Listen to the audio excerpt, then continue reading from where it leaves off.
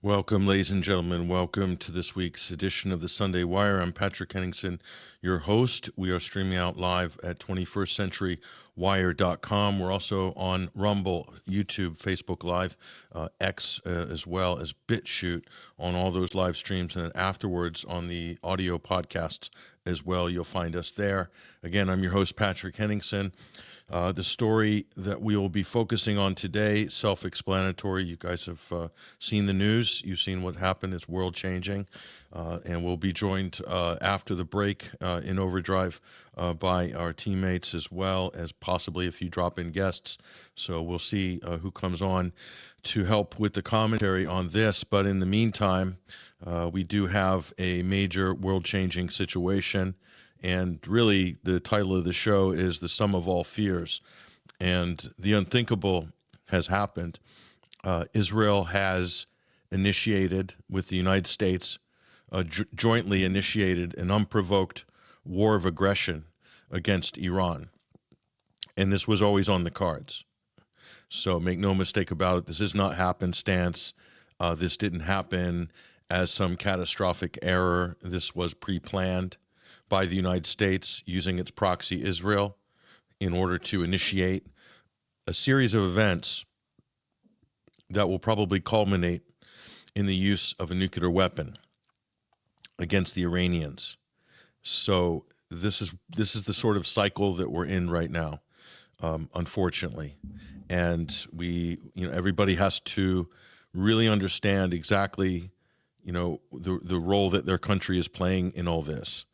And if you're watching this from the United States, you are obviously in one of the most propagandized information markets on the planet.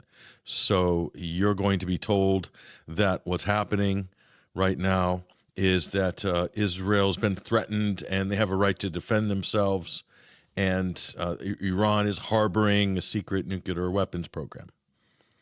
Israel's been saying that since 1995. Since 1995, Benjamin Netanyahu himself is the author of this talking point. This was in his book in 95, and constantly using this to shape U.S. policy. Okay, so this is merely the excuse. This is the excuse. What we have here is a somewhat complex situation geopolitically. But the best way to just clearly iron this out for everybody. And hello to everybody in the chat room and the comment threads. We'll get to you guys in Overdrive with some of the comments. I appreciate your engagement on this subject. But so the underlying question is Israel a tool of the Anglo-American empire, or is it a case of the tail wagging the dog? That Israel is running U.S. foreign policy? And the answer is not one or the other. The answer, and this is why it's complicated, the answer is both. What's true is that both are the case. They are absolutely running U.S. foreign policy. Yes, all of the congressmen and senators in Washington, bar a handful, maybe I can count them on one hand, in both the Democrat and the Republican Party, that aren't controlled by the Israeli lobby. But Israel acts in the long-term interest of what the rulers of the United States and the transnational elite have believed, and have believed for the last 250 years. First with the British Empire, then with the American Empire, and then the creation of the State of Israel gave them a beachhead in the Middle East. And they're not finished. It doesn't even end with Greater Israel. What you're seeing now is a regime change war. And just based on the exchanges, and we'll show some of the footage shortly, but just based on some of the exchanges that have happened, this is only the opening gambit. This is going to be a potentially long conflict. It could simmer for a little while. It could sort of, the temperature could go down a little bit. There could be some crisis negotiations, and then the shooting begins. Because you can be sure that Israel is not going to give up on their ambitions of a greater Israel and the total annihilation of the government in Iran. And the United States wants this as well.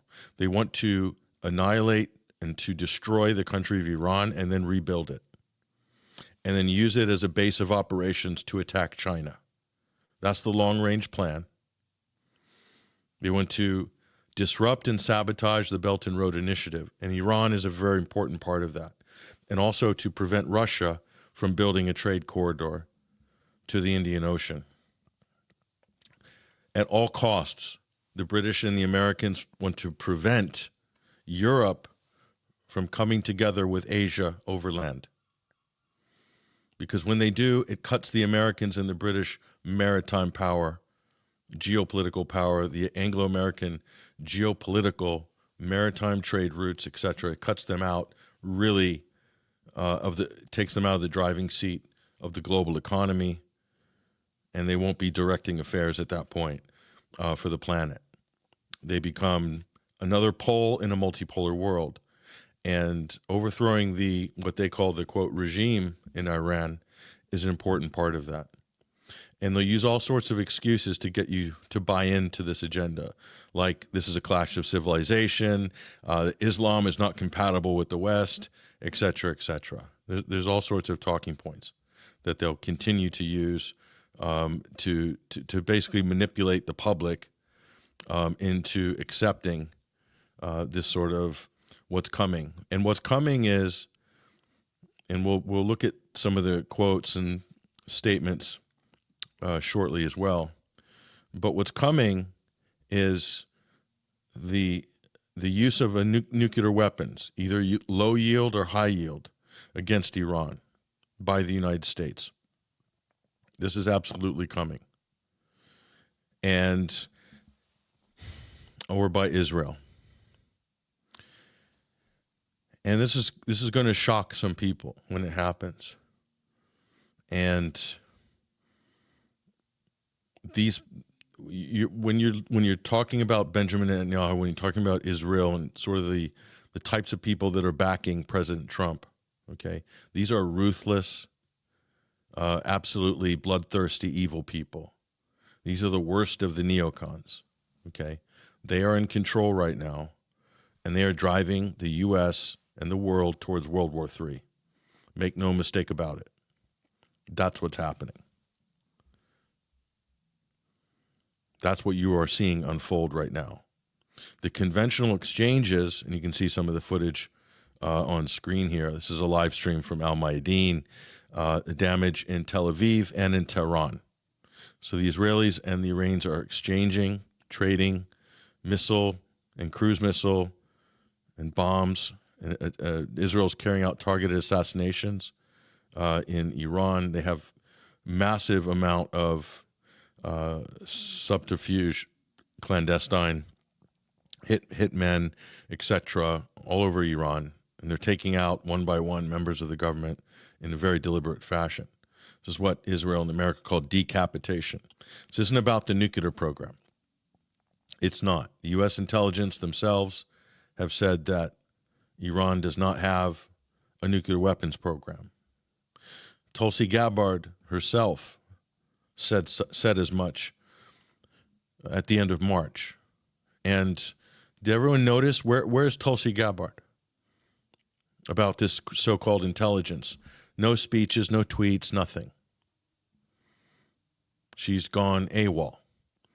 So, I expect a resignation from Tulsi Gabbard. If she had any integrity, she would resign in protest and start speaking to the public to try to calm down this madness. That's one choice. The other choice is she thinks about her future career, and she keeps her mouth shut and stays in the job in hope of the next promotion, or that somehow, the Trump administration is going to rule over the ashes of humanity after this is all finished, because you don't know where this is going to end. The United States has taken the side of Israel in an unprovoked war of aggression against Iran. While the U.S. was carrying out negotiations, they pulled a bait and switch on the Iranians. Donald Trump, Steve Witkoff, and all these other sort of shysters that have come together in this administration. Absolutely shameless. And we'll take a look at some of their sort of output on. I mean, this. I'll just give you an example. Obviously, some commentary as well by Daniel McAdams. But so here's Donald Trump throwing up some crazy stuff on Truth Social. I mean, I'll take Sleepy Joe rather than unhinged psychopathic Trump as my geriatric problem for the country. I almost think Sleepy Joe is in many ways safer than the sociopathic, unhinged Trump. I don't know who writes this stuff, but let's take a look at this. Daniel McAdams, executive director of the Ron Paul Institute, says, is anyone else tired of his insane lies and weirdness? He already said he was in on the plan for Israel's attack on Iran, and now he is pretending that he had no idea. He said, the U.S. has nothing to do with the attack on Iran tonight. If we are attacked in any way, shape, or form by Iran, the full strength and might of the U.S. armed forces will come down at levels you have never seen before. However, we can easily get a deal done between Iran and Israel and end this bloody conflict. So Israel has started the bloody conflict. And Donald Trump's clearly taking, you can't do negotiations when you're fully backing one side. You can't pretend to be facilitating negotiations. And Donald Trump has threatened the Iranians with annihilation if they don't come back to the table and sign his deal. That's not negotiations. That is mafia, fascism, I don't know, whatever you want to call it. That's what that is. This is not diplomacy. This is not politics. This is something else. This is worse than sort of colonial Europe, okay? This guy thinks he is the emperor. He's talking completely unhinged, and it's an embarrassment, but it's beyond an embarrassment to the country. Donald Trump is dangerous. He's dangerous for America, and he's dangerous for the world. Make no mistake about it. That is what you are actually facing here. This guy is dangerous, okay? Him or whoever's handling him, if that's what they're thinking, what you're seeing on screen there, that type of language, totally nonsensical, then, you know, we're all in trouble, basically. Donald Trump will use or back the Israeli use of nuclear weapons to supposedly stop Iran from getting nuclear weapons. Israel has a full nuclear weapons arsenal, and they refuse any inspections or any oversight from the international agencies. Have done for decades, and it's an open secret that nobody is allowed to talk about, and yet they're wanting to enforce some kind of zero enrichment of uranium standards on the Iranians. Doesn't make any sense. Well, it does make sense if you're dealing with complete dishonest criminals. And that's kind of like what you have here. They're really showing themselves for what they truly are, these people. And I could show you another so-called truth. I mean, it's kind of a laughing stock that the president would name his own platform Truth Social. There are more lies on Truth Social than you could possibly keep track of on any given week. It's kind of a joke, but that's the sort of Orwellian, kind of reality that Trump is in here. And he put up one of his so-called truths as well, and I just had to comment on it because I thought to myself, did Donald Trump write this, or was this from his parody account? Because I couldn't tell. It was just insane, completely unhinged, completely all over the place, like it was written by like a 13-year-old as a kind of a joke. So I thought, this can't possibly be the president of the United States. It really It really can't. And by the way, since when is the United States doing foreign policy from a social media platform? You know, don't they do press conferences anymore? Trump is all over the place. He's changing his positions every sort of 12 hours. I mean, this is crazy. So I just kindly quote tweeted here, "Dear Donald Trump, is this post yours or from your parody account?" Because I honestly, I really can't tell. And this is what the dear leader says. He said, "Iran and Israel should make a deal." If somebody attacked the United States, do you think the United States would be running to make a deal with them? No. You don't make deals when people declare war on you. Take out your top political leadership, your top military generals, and strike at your nuclear facilities with no evidence. And even if they had nuclear weapons, Israel is still not justified in attacking in this way. They were in negotiations, and we'll show you how fake those negotiations were. And so he's saying Iran and Israel should make a deal, and will make a deal, just like I got India and Pakistan to make. In that case, by using trade with the United States to bring reason, cohesion, sanity into talks with two excellent leaders who are able to quickly make a decision and stop, all caps, exclamation mark. Who writes like that? Also, during my first term, Serbia and Kosovo were going at it hot and heavy, and they have for many decades. And this long-time conflict was really ready to break out into war. I stopped it. Okay. He doesn't talk about the fact that Kosovo is a fake state that was created with NATO holding a gun to Serbia's head. See, that's you know, if Trump could actually grasp that little tiny vignette of history, which isn't that long ago, you know, maybe 25 years ago, I think there would be hope. I would say there would be hope. Say Donald Trump sat down for 5 minutes, and maybe they did a nice kind of, you know, high school colorful PowerPoint presentation for him, or maybe got Pete Hegseth to do a type of Fox News segment for him, because that's how you should brief the president. Just do the briefings like they're Fox News segments, and have Pete Hegseth, you know, presenting it. Bring in the music as well, and, you know, a couple of the outnumbered girls with the short skirts, and that Trump would get that. You could really, I think you could explain history to him by doing it that way. I think that's a great idea. I think that would be beautiful, beautiful briefings, big, beautiful briefings, big, beautiful briefings for our president who needs learning aids. Okay. He didn't stop the war or stop war between Serbia and Kosovo. They're still at loggerheads, Donald Trump. So what the hell are you talking about? And anything that was being exacerbated was done so at the behest of NATO. Those of us who actually know, please, you know, stop pretending like you know what you're talking about. And he says, Biden has hurt the long-term prospects with some very stupid decisions, but I will fix it. Again, exclamation mark. This is completely stupid. Here he goes. Another case is Egypt and Ethiopia and their fight over a massive dam that is having an effect on the magnificent, big, beautiful river, the Nile.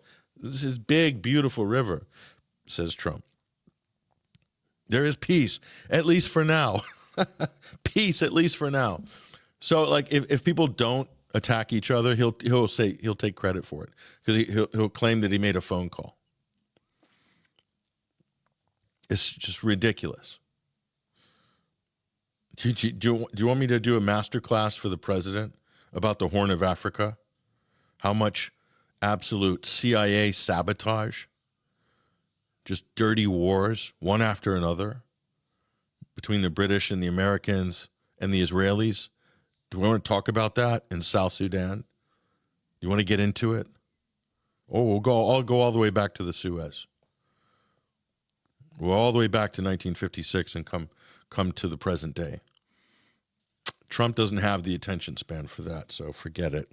But maybe he could like have some intelligent advisors who understand these things and appreciate the history. Maybe. By the looks of it, maybe not. So he says, there's peace, at least for now. Ridiculous. Likewise, we will have peace soon between Israel and Iran. Really, it's looking good. Many calls and meetings are now taking place.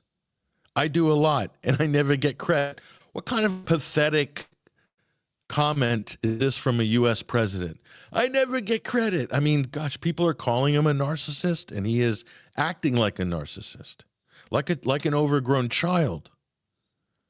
I hate to say it, but, you know, I thought the Democrats jumped the gun on Trump with Trump derangement syndrome, but he's actually manifesting all of those things that they pilloried him with from 2016 forward. He's become that caricature that the Democrats were projecting on him. He's actually become that ridiculous, stupid, overgrown man-child. This guy is dangerous, and quite frankly, I'd be confident. Well, I'm not going to say replace him, because the person who replaces him could be even more dangerous. You've got J.D. Vance, who's like, what, 40, 42? He's a child. You've got a child as vice president, doesn't have any experience about anything, who goes on Theo Von's podcast, and that's a serious media opportunity for our vice president, and talk about what? So J.D. Vance will be completely controlled if he assumes the reins of power. So that's not looking good either. We are in bad shape, ladies and gentlemen. I can tell you right now. I do a lot, and I never get credit for it, says Trump. But that's okay. The people understand, all caps. All caps. Make the Middle East great again. Okay. You know, Trump makes a big deal. He boasts about how he never drank alcohol. But he could probably use a drink, actually. It might calm him down a little bit. Might take the edge off this complete, unhinged caricature of himself, a parody of himself. Again, is he using his parody account here? I can't tell. It's very hard to tell.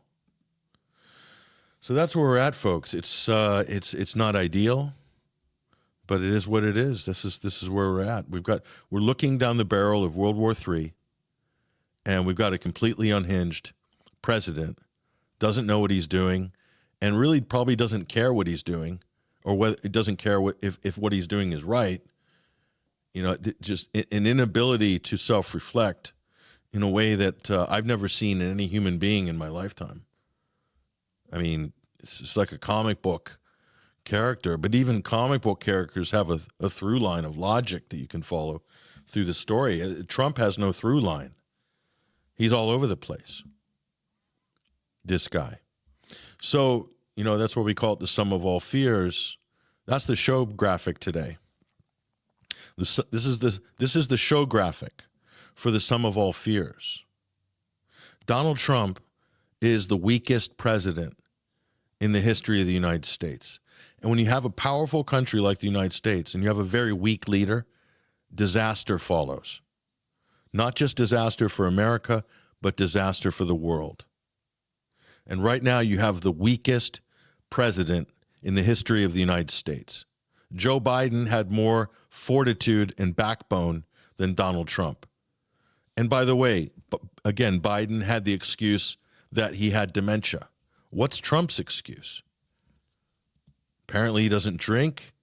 Apparently he's compos mentis. Is he just an ignoramus?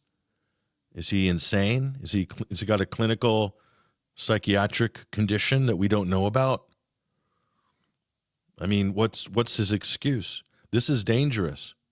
He's, instead of pulling Israel and telling them to back off, because Israel was the aggressor, not Iran.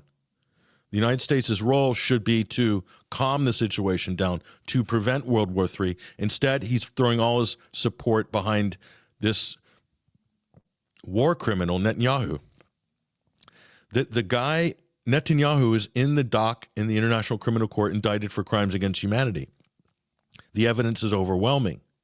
Now, Trump might ignore it. Fox and the other governments in the pocket of the Israeli lobby, they might be ignoring this. But then you look at the international courts of justice that takes whole countries to trial, and they're in the dock for genocide. And the evidence is overwhelming. And these people want to pretend that it's not happening and then blame the Iranians and call Netanyahu's calling Iran a genocidal regime, if you can believe that. I mean, honestly, what can you do with these people? What on earth can you do with these people? We'll show you another little ditty from Netanyahu. This is sort of a choice clip here. And this guy has the temerity to sort of, throw Bible verses at us. And I'm like, okay, excuse me very much. So you're going to lecture us what, on Christianity now, Mr. Netanyahu? So here he is. Basically, he did this television address calling for the Iranians to rise up and overthrow their government, the usual stuff, which is failing miserably. If anything, he's united Iran like never before.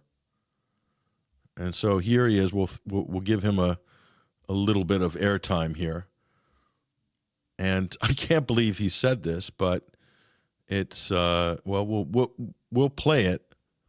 We'll let him hear this for himself. We'll just actually, let me just go in here 1 second and have a look at that. Yeah, this is ready. There he is. There he is, folks. That's the guy. That's the guy. Listen to what he has to say. Let's listen to him.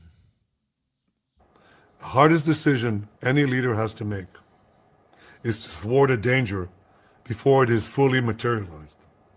Nearly a century ago, facing the Nazis, a generation of leaders failed to act in time. They were paralyzed by the horrors of World War I. They were determined to avoid war at all costs, and they got the worst war ever. They adopted a policy of appeasement. They closed their eyes and ears to all the warning signs. That failure to act resulted in World War II, the deadliest war in history. It claimed the lives of 60 million, including 6 million Jews, a third of my people. After that war, the Jewish people and the Jewish state vowed never again. Well, never again is now. No, Netanyahu, you genocidal, criminal psychopath. Never again is happening in Gaza, and you did it. And you're trying to gaslight the world that somehow Iran is actually guilty of a future genocide, and so you must unleash the, hell on Iran and possibly drop a nuclear weapon, either tactical or full-blown strategic nuke, in order to prevent them from doing something that you have shown no evidence that they actually have, which is a nuclear weapon. This guy is a criminal sociopath that's been running this kabuki theater skit for the last 30 years. We put up on screen 20 different times. He's publicly declared that Iran is, weeks away or months away from a nuclear bomb since 1995. This scam. Okay, this guy is a liar. He's a criminal. He's a war criminal. He is the worst. These are the worst people on this planet. This guy. And it says a lot about Washington, D.C. that he's worshipped as a hero in Washington, D.C., like a god. He's worshipped. He's the king when he arrives in the Beltway. This pawn life. We'll go on. We'll give him another minute. Today, Israel has shown that we have learned the lessons of history. When enemies vow to destroy you... There's going to be a lot of pauses, even though it's a minute left, because this guy lies and says the most audacious things every couple of seconds. You haven't learned the lessons of history. You haven't learned the lessons of history. Look what you've done to the native Palestinian people. Look what you've done. Look at Gaza. Do I have to put the images up on screen of a desolated landscape? You dropped more munitions on than Hiroshima and Nagasaki combined. Okay, you haven't learned the lessons of history. You haven't. Including when Moses came down from Mount Sinai. Remember that? You haven't learned that lesson either, clearly. What would Moses say if he came down right now and saw what you did, what you've done to the Palestinian people? What would Moses say? Fair question. As you're quoting the Bible, BB, giving us lessons in theology, that's a fair question for you. We'll let you continue. Believe them. When enemies build weapons of mass death, stop them. So this is a guy that's been meting out mass death for the last 20 months with no remorse whatsoever and blaming the Palestinians for blaming them for, he's saying, it's not our fault. It's Hamas's fault. This guy is a deception, a liar. These are the worst people in history. As the Bible teaches us, when someone comes to kill you, rise and act first. That's interesting. The Bible, is that what Jewish people call their holy book? Do they call it the Bible? No. They call it the Torah. They call it the Torah. But you're calling it the Bible, BB, because you're broadcasting to the Christian or Christian Zionist audience in the West. That's what's happening here. The Bible. And the Bible says, rise and kill first. You're giving us this vengeful God, the eye for an eye. Rise and kill first. But you don't read the Bible. You don't even read the Old Testament. You don't even read the Torah. Don't make us laugh. Clearly, Christians in the West who you're talking to, most of them have adopted the New Testament. And the teachings of Jesus Christ don't say rise and kill first. Because if you apply that to any situation, it's going to be a very ugly and chaotic world, which is why the New Testament caught on. It was a reform to the Old Testament. Not eye for an eye, tooth for a tooth, vengeful God, rise and kill first. No, those weren't the teachings of Jesus Christ, and I don't need to get into it. But I'm just saying this because we're being lectured about Christianity by a war criminal, trying to manipulate Western public opinion. This guy is one of the biggest forked-tongue soothsayers in history, an absolute pathological liar. This is rise and kill first. That reminds me of this. Oh, that's Ronan Bergman's book, Rise and Kill First. This is Ronan Bergman. He's Israeli. He is the court scribe of Mossad. And he wrote this book, best-selling book. I think this was probably published a few years ago, maybe 2018 or something like that. And basically it shows this is the doctrine, along with the Hannibal Directive, where you kill your own to make sure that they're not taken hostage. Totally ruthless. Targeted assassinations, etc. These people they just kill and kill and kill. This is all they know how to do. They believe that they have to make their way through the world by killing everybody. And if there are negotiations, they'll kill everybody that they're negotiating with. And sadly, Donald Trump has adopted this doctrine, which is kill the people that you're negotiating with. And then go to the world and say, we'd love to make a deal. And this is the Israeli sort of, scam, if you will. Oh, we'd love to make a deal, but so we just don't have any competent leadership to talk to. I mean, the Palestinians, they just don't have any leadership. We don't want to annihilate them, but we sort of have to. Begrudgingly, we have to, because they just don't have any political leadership. They're just incompetent. Because you killed all of them. Rise and kill first. And here he is, basically lecturing us in the West to try to get some of these soft-skulled so-called conservatives in the West to buy into this BS, to get World War III on. That's where you're at with this guy. It's pretty rich of Netanyahu. Anyway, we'll round this out. I mean, it's very hard to go through this continuously without pausing. This is exactly what Israel has done today. We have risen like lions to defend ourselves.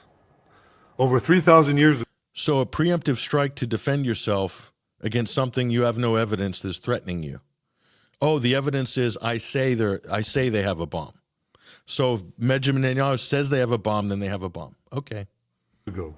Moses gave the people of Israel a message that has steeled their resolve ever since.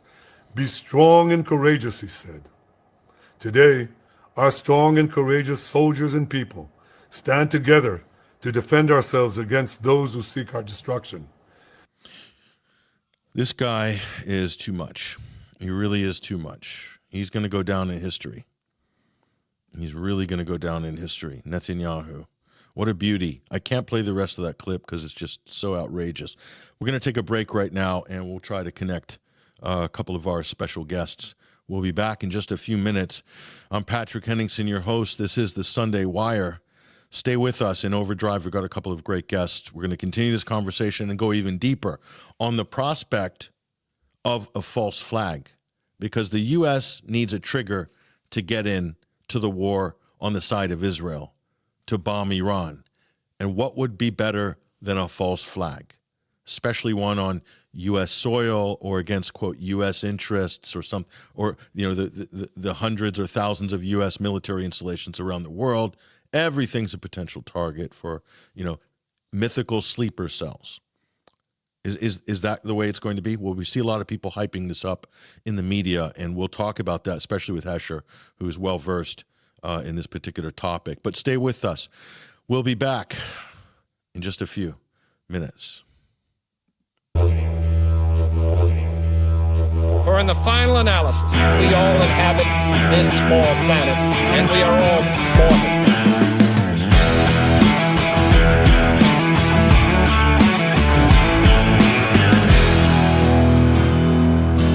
Lately I've been watching the world gone mad. Brothers and sisters full to take a stand,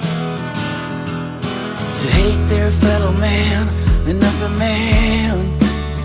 Divide and conquer is the acronym plan. Distract the people, control the story. Don't believe your lying eyes, you know me. Stay in power no matter what. Play with the doomsday clock. Turn a blind eye and gather your trust, pushing us to turn to good. Corruption and lies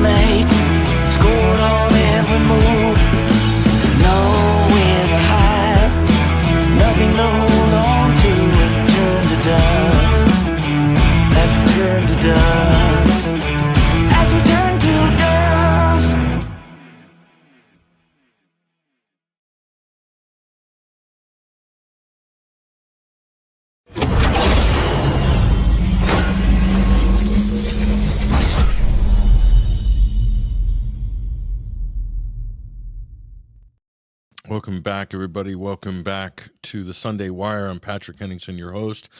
We are live on Rumble, X, YouTube, BitChute, also on Facebook Live, as well as the audio streams after the program. Hello to everybody in the 21 Wire and ACR chat rooms, also in the comment threads on YouTube, Rumble. We'll bring in some of your comments and speak to see what you guys are thinking as well. That video, Turned to Dust by Red Rumble, we played over the break. They start off some of our listeners, and it turned out to be great musicians. But every time I watch that video and I'm looking at the words, it becomes more and more prophetic. It's almost a little eerie. In fact, it's not what I was expecting when they sent that one over about, I don't know, a year ago or little less than a year ago. But the great artists, Red Rumble, appreciate it. Maybe we'll get them on the show sometime. Now, that we've laid out the situation, and there's more to add to this, obviously. So I want to bring on to the stage a couple of people, starting with my colleague Bryan McClain, alternate current radio host of the Boiler Room. You'll also know him as Hesher. That's his call sign. Hesher, it's great to have you with us. A lot's happened in the last 72 hours. Yeah, eventful week. It's interesting, isn't it, that last week when we had our technical glitch, we had to shelf the topic that we're about to talk about, and to see what has happened since. Because now what we were going to talk about last week is on a lot of people's minds, and if it's not, it's about to be if you're watching this show. So yeah, great to be here with you. Lots gone on. Disappointed to see a lot of things that were sort of, I don't know, almost easy to see coming to fruition here. So we're in the what's next phase right now, and it's going to be interesting to speak about that with you and our audience today. Yes, and also we want to get some new voices on this as well, and I'm pleased that we're joined by our friend. You'll know him as Uncle Hawes, Workers' Party of Britain, and an authentic Iranian voice, which I think is important to get the Iranian perspective on these events, because it's something that's so often left out in a lot of the commentary. So, Hawes, thank you for joining us. It's my pleasure, Patrick. I appreciate you inviting me, actually. Yeah, it's hard to restrain yourself when you're watching these things happen and unfold, and the amount of propaganda. I want to go to Hawes first on this. Hawes, I was invited on one of the biggest spaces on X a couple of days ago. I think you were on that space, or briefly. I listened in and I heard you released a beautiful clip that pretty much says it all, which you posted, and a lot of people have heard and listened to that.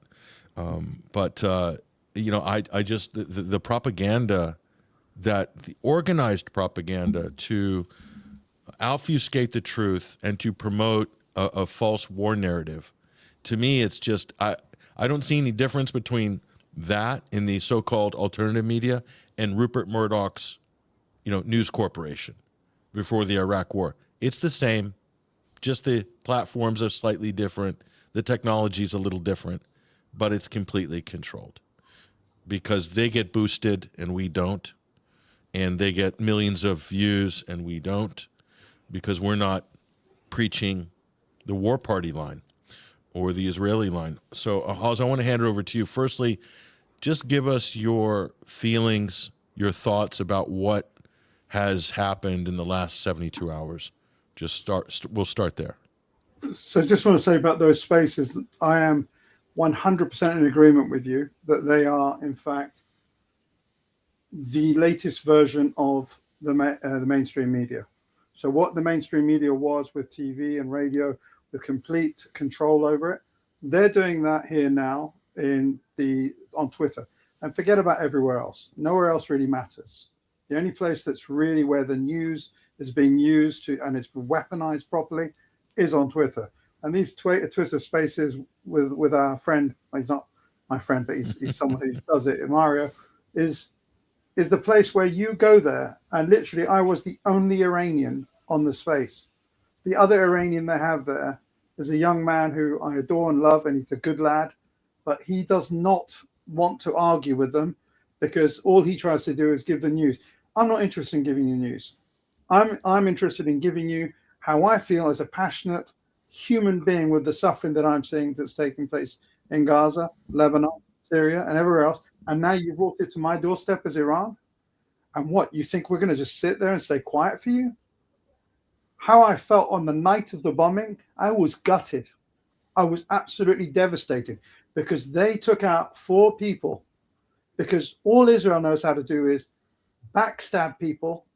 They don't know how to fight. They know how to find people and murder them from a distance and from a range.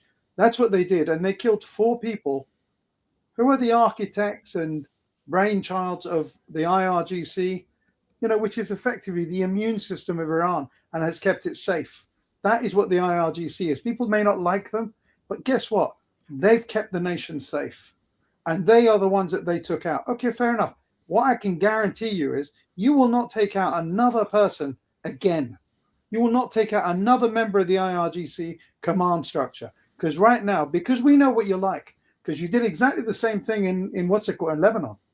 You did exactly the same thing. You killed Sayyid Hassan Nasrallah, and you killed commanders because you've got technology, and I know that technology is good, and you're getting it from America, and you're obviously one of the best people at it as well. But that will never happen again. And you thought by decapitating Iran, the 4 top leaders, the aerospace, architect for the missile system, if you killed him, you think that's going to affect us? We're not a militia. We're a nation. And Iran has been waiting and preparing for this day. And this day is not even started with who the actual war is, which is the United States of America. Israel is a nothing state for us. They're a nothing state. And they are, the only way they could actually do anything will be to use nuclear power. That's the only way. And if they do that, that's the end of the Israeli state. That is when the Samson option comes in. But me as an Iranian, I felt so good on Friday the 13th. 1:26, they bombed my capital, the capital of Iran. Yeah.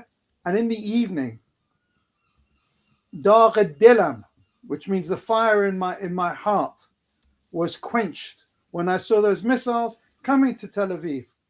The hubris of these people to think that they can do whatever they want because they've bombed Lebanon, because they've bombed the living daylights out of Syria. They think they can do that to Iran. Iran is the axis of resistance. We are the nervous system. We're the backbone of it. You've tried it with Yemen and you didn't win with Yemen. What makes you think for 1 second you're going to win something with Iran? You're out of your mind, mate. And the technology that we've got is the stuff that we've given to all these countries to allow them to defend themselves, to allow them to be able to resist you. We are not, like someone in a Mario space says to me, Jose, are you not worried about that your proxies are not able to help? I said, it's time for them to rest. There's no need for them to do anything.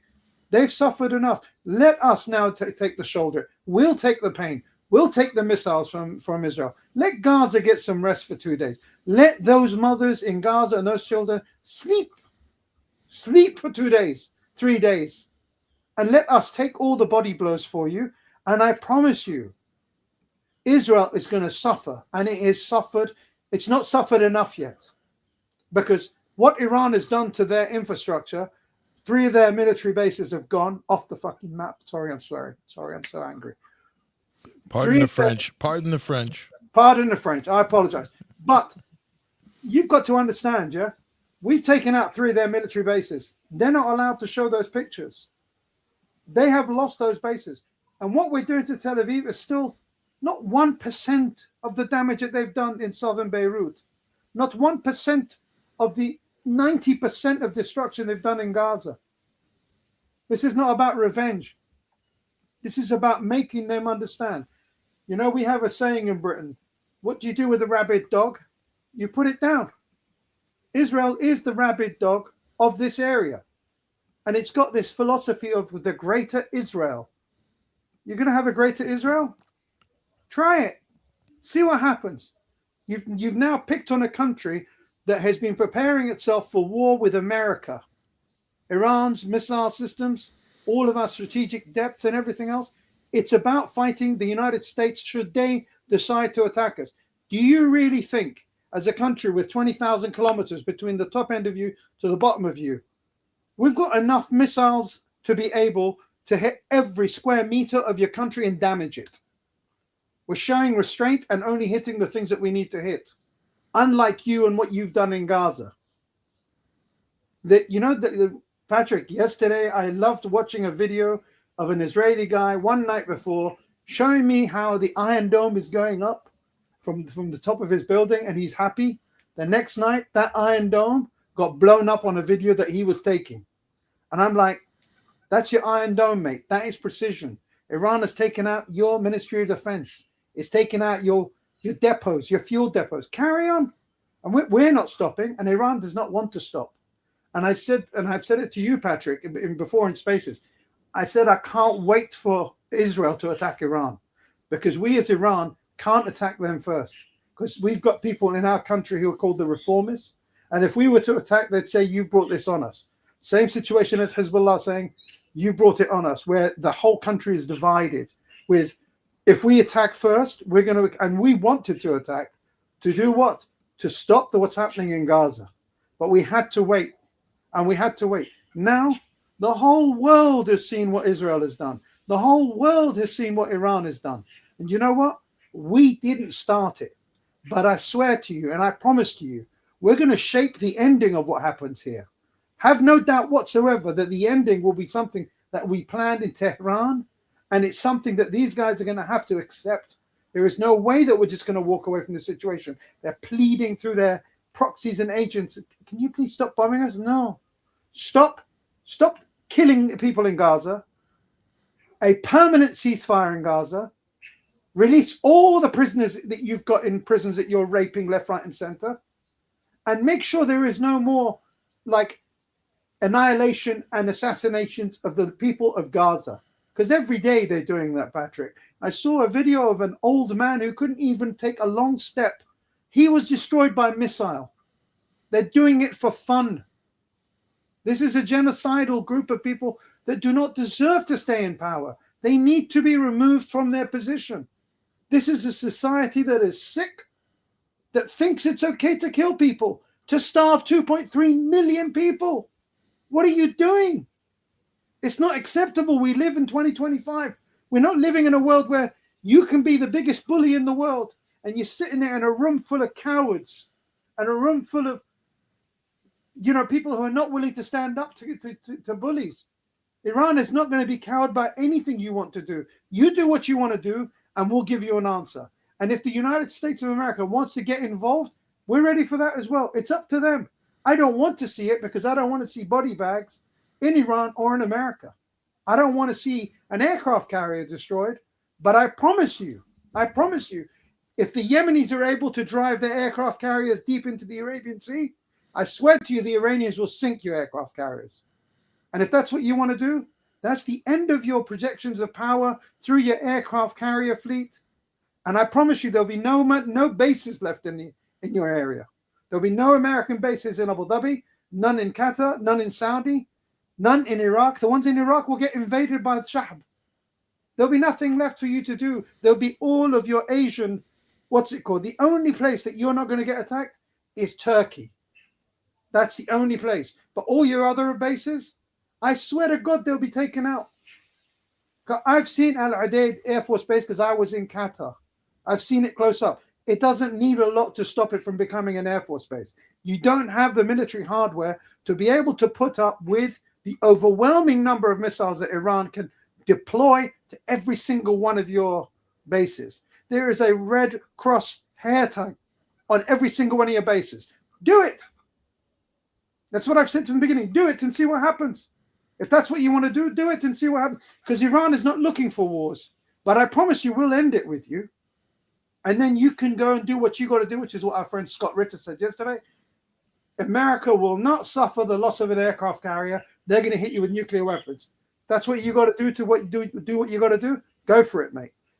If that's what it takes for you to try and keep your prestige, go for it. I, as an Iranian, I swear to God, Patrick, I wish my back was well enough for me to get on a plane and go to Iran. I can't even stay in a taxi for 15 minutes to go to the hospital. I would be on a plane to Iran right now if my back was not broken. And look at me. I am one Iranian, yeah, out of millions of Iranians that are sick and tired of seeing what they're doing to Gaza, that are sick and tired of seeing what they're doing to the region. And this Greater Israel project, it needs to end today, now. This is it. These people have to get on their knees and say, please stop bombing us. And that's what's going to happen. Nothing else is going to matter. I don't want to see us make peace, a halfway peace with these people. They need to accept that their behavior is unacceptable in 2025. And all of those governments that have supported them, they need to be taken to The Hague. Every single political leader that has allowed this genocide to happen to the Palestinians. I'm going to stop there. I could go on because I'm fuming. Yeah. And with good reason, Hawes. You know, there's been a lot of people have been talking around these issues. There's all of these kind of, talking points, the flack they throw up, like, well, you shouldn't use the term genocide. That's not really appropriate. That's what the numbers aren't really trustworthy. They're from the Hamas-controlled Gaza Ministry of Health, and so on and so forth. This has been going on since day one, okay? And in their own little bubble, which is a very small bubble in the global sense, it's Israel, the United States, and pockets of the UK and Europe actually believe some of these nonsensical gaslighting tactics, basically. And the rest of the world doesn't buy it. The rest of the world can see with their eyes what's really happened, and they're horrified by it. They've made their judgment and their determination already. There's nothing that no bit of wizardry and sophistry that the Israelis or the Americans or the British government or the French government or the German government, they're knee deep in all this, by the way. There's nothing that's going to change the reality of the situation. Hesher, I want to go to Hesher. Thank you, Hawes, for that. We'll come back to you with a couple of other points, which I'm sure you'll be able to elaborate on. Hesher, you and I have lived through a few American prosecuted wars in our life, so we are very, very steeped in the whole, I would say, the pomp and circumstance, the ritual, I would call it the media ritual of the run-up, ramping up a war. And I wish I was in America just to watch the BS, but and just sit there on the cable and just let it rip on CNN and Fox and see what they're saying. Have you had a chance to dial into that? If so, have you noticed anything different, or are you completely disengaged from mainstream media? Or go ahead. Well, I've been pretty much glued to X. That's where all the action is happening, it seems like. I mean, I've seen a couple of clips of mass media cartel garbage posted up there on my X wall, and it's exactly what you would expect. I mean, it is the ritual. We're in the mode right here, and I guess the other thing I'm noticing is they're almost giving more attention to this whole, we don't want any kings, protest than they are what's going on in the Middle East. It's actually kind of amazing. Same with the military parade. Like, we had the military parade, and we had all these protests going on, and the media wants to focus on all that, while we're just sort of, stumbling into a potential World War III situation. Our politicians are just going willy-nilly and deciding to put targets on the backs of their own citizens, while they're backing Ukraine, doing these attacks inside of Russia, and saying that they're not. That's the other thing. It's like, out of one side of their mouths in the mainstream media, and even on their truths and their truth socials and their social media accounts. And I agree with you, Pat. It's absurd that we're seeing policy being spit out by politicians on social media in the first place. Like, that's a huge shift. We should all take a breath and acknowledge, what that means and where that's all going. But yeah, they send intelligence. They say Pete Hegseth is, watching on the screen while all this is going on. Always dubious of that, but. And then they'll be like, oh, we didn't know this was going to happen. Oh, we told them not to do that. These kind of mealy-mouthed excuses that are just flat out lies. You know, it's like a sad game of good cop, bad cop that is designed for like our grandparents or something like that. You know, people that used to only have 3 news channels and a couple hours of news a day, you know, but it's just a bombardment of this dissonance. So, yeah, it's been pathetic in the mainstream media as far as I can tell. They're being distracting.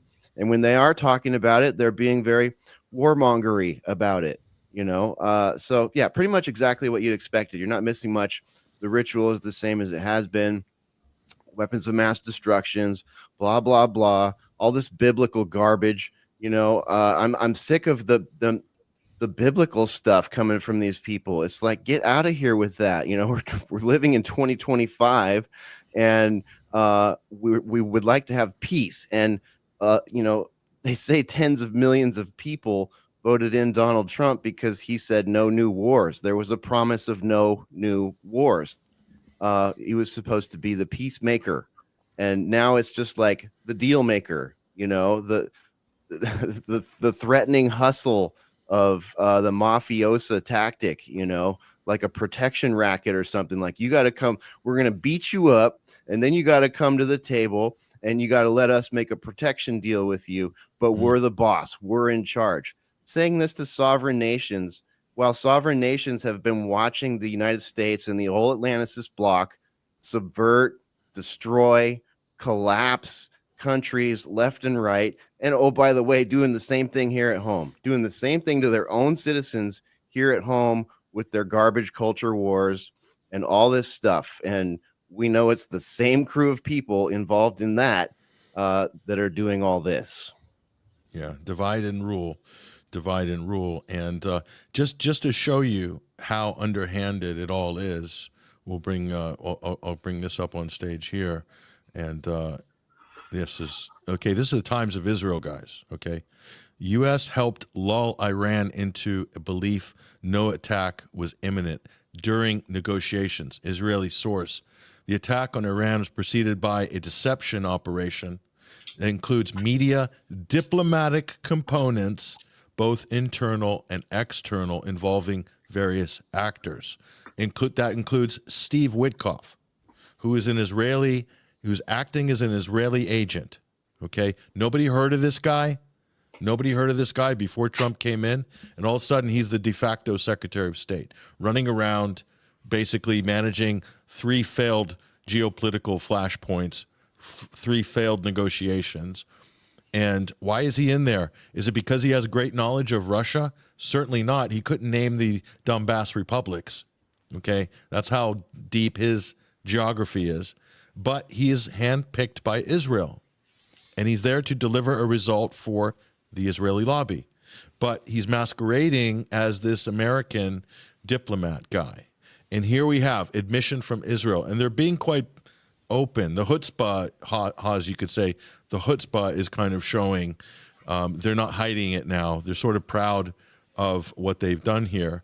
And again, this is the Israeli press, so I'm not quoting anything in the West, of course, on this. But you know, that's the reality of the situation. And so Donald Trump set up negotiations, lulled Iran into thinking that, you know, there's a chance to somehow, you know, have some kind of a armistice by the end of this, and, you know, people can breathe and get on with the, you know, maybe lifting sanctions or something like that. Then they kept moving the goalpost. 3% enrichment, 0%. Oh, there might be a chance for 3, and then back again. It was all a game. It was all a game. Why would the Russians want to negotiate with the U.S. now after watching this? Very, very strong question that needs to be considered, okay? Russia's not stupid. Why would you trust the U.S.? This is the worst double cross in modern history. This is, Hawes, I think, you know, World War I, where the only option was we need to go to war, and avoiding a diplomatic settlement, avoiding negotiations. And, you know, the biggest disasters of the modern era result from this type of thinking. I thought we got past this in the modern era. We're in the 21st century, right? Or wait, is it the 19th century? And who's this guy in charge in the United States. Where did he come from? How did this happen? I gave Trump a chance. I wanted him to be successful. I took him on face value. Okay. But talk is cheap. And I'm looking at the results, and the results don't look good. And we're only 5 months into this administration, Hawes. So I am I'm past disappointment. Now I see Donald Trump as a threat to humanity. That's kind of where I'm at right now. The stuff he's tweeting out and putting out is just so imbecilic and insane and unhinged. He can't possibly be the CEO of the world's most powerful country. It just can't happen. I'll take Sleepy Joe, with the dementia, drinking hot chocolate, and with his wife running the country. I'll take that. Honestly, it's as bad as that is. I'll take it over Trump right now. And that's really that's Hobson's choice, and it's not a great choice. But I would wager that that's less dangerous than what we have now. Hawes, your thoughts on this, or am I just completely over the top? So I need to correct you on a couple of things. Steve Witkoff has played a blinder. He's not there to do things for America. He's not there for America first. He is literally an agent of Israel. And he's done exactly what Israel wants him to do. He's gone into Gaza, tried to make deals, and just kept pushing the boundaries back, kept pushing that. So he's done his job. His job was to create an atmosphere, an environment for things that can go wrong and then blame people. He is an agent of chaos. He is an Israeli first agent. So he's done an amazing job, but not for the American people, because he's not in a position to be in anything for the American people. It's not an official position he's got. He's, the best buddy chum of special, agent of chaos of Israel and America. So that you need to understand, he is not there for America. He is literally there to do the job of Israel. So that's number one. The second thing I want to say to you about Donald Trump and Joe Biden, that's the second mistake you've made. The second mistake is you think there's a difference between Joe Biden and Trump. It's still the same hand that's behind both organizations. It was more it was more of a lesser of two evils argument I was making, but I get your point, Hawes. You see what I'm saying to you? For me, there's been no difference. I cannot turn around and say that Donald Trump is any worse than Joe Biden, because I don't know how much damage Joe Biden would have done. But definitely 100%, this is all going according to the Zionist plan.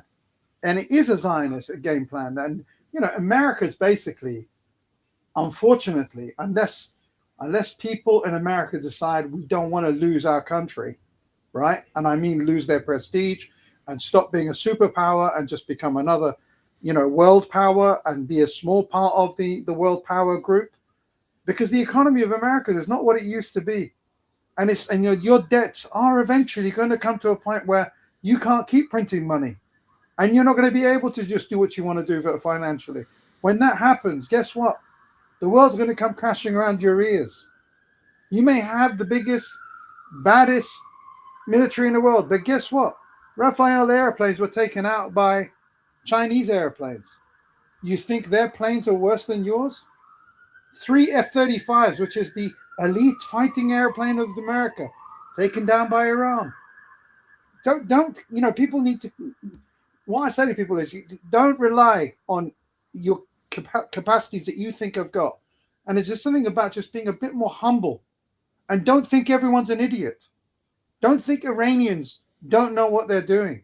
Don't think the Russians don't know what they're doing. They're watching every single move you do like a hawk. And they are playing 3D chess with you. That's why Iran right now has the whole world behind it, because they're the ones that got attacked. And I promise you, they weren't, surprised by an attack.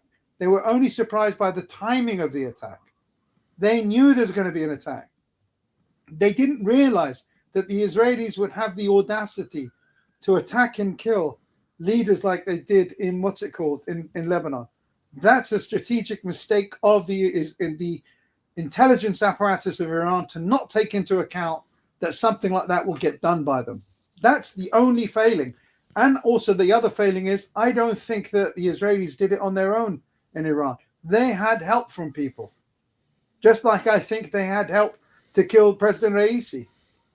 There's people in Iran who are the reformists, and I wouldn't put it past them to see these people who are, all four of them, are war hawks on behalf of the national pride of Iran. All four of them are servants of the state of Iran. Taking them out has helped them, they think, as the reformists. But the backlash in Iran is so huge. There are no more reformists. You know who the reformists are? The 5 or 6 people that are around the president. And he right now is having to bend his head and go, I made a mistake. And so there is no more reformist anything left. There's still some who would like to, I said I made dead monologue earlier. The problem with Iranians is there are people in Iran that think they're going to become the next Elon Musk or Jeff Bezos in Iran. Wake up. You are never going to become that. Iran is not a capitalist state where you're going to be able to rise above everyone else and do this, that, and the other. In the end, at the end of it, and I'm not a Muslim, it is an Islamic republic, which means the people look to the religious person that's led the country and led it well to make it a regional power there, but with a moral compass, a moral power. Because Iran is not lashed out at anyone. All Iran has done is support nations. That's the difference. So the Zionists, the Israeli lobby are playing a blinder. The Jewish supremacists, people like Ackman and others like him who are tweeting every day for, Israel should get the help of America. We should go in there. Do it, mate.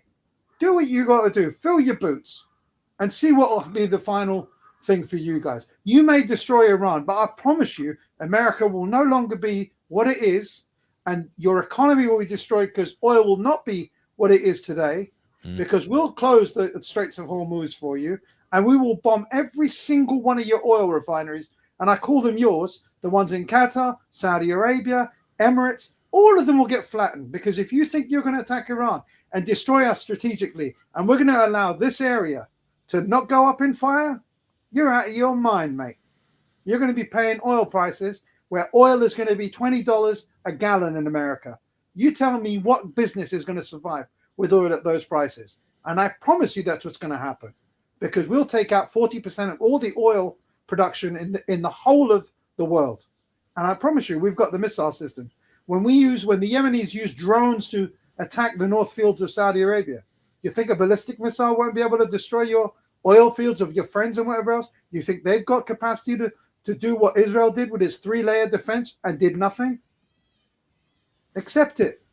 You have to come to the table and you have to talk like a sensible people, and you need to get this rabid dog, Israel, out of your sphere of they can do whatever they like.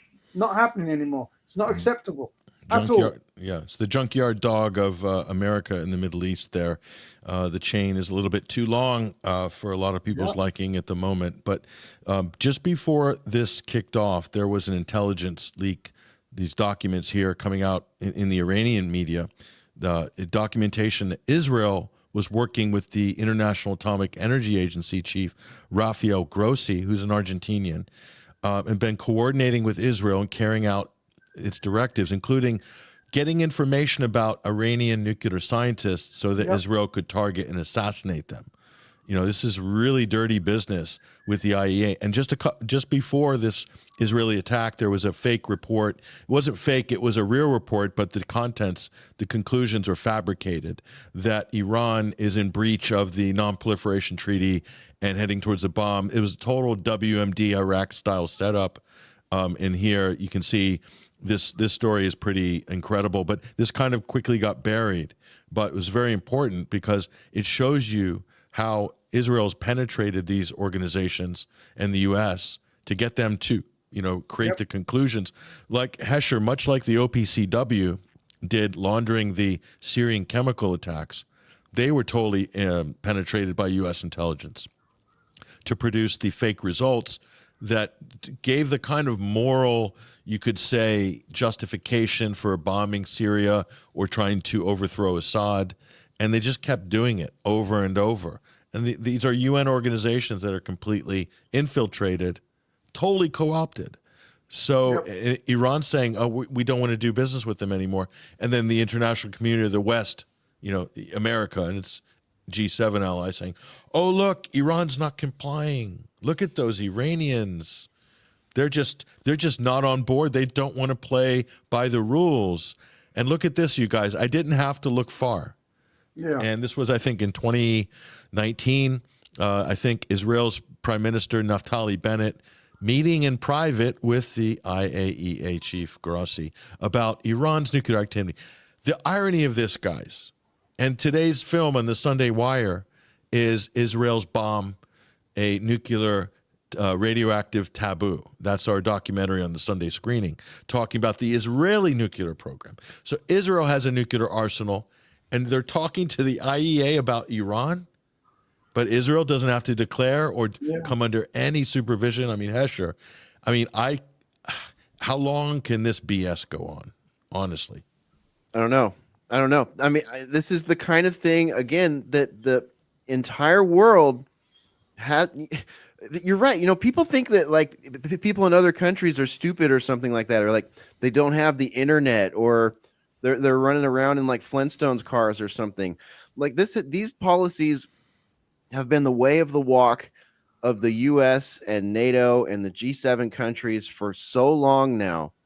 And it's just like they do it openly. They do it completely openly. Anyone that's been paying attention since 2014 knows exactly how this situation in Ukraine has developed, and exactly what maybe not exactly, but to what a great extent the United States, their CIA, and our politicians had to play in setting up that scenario.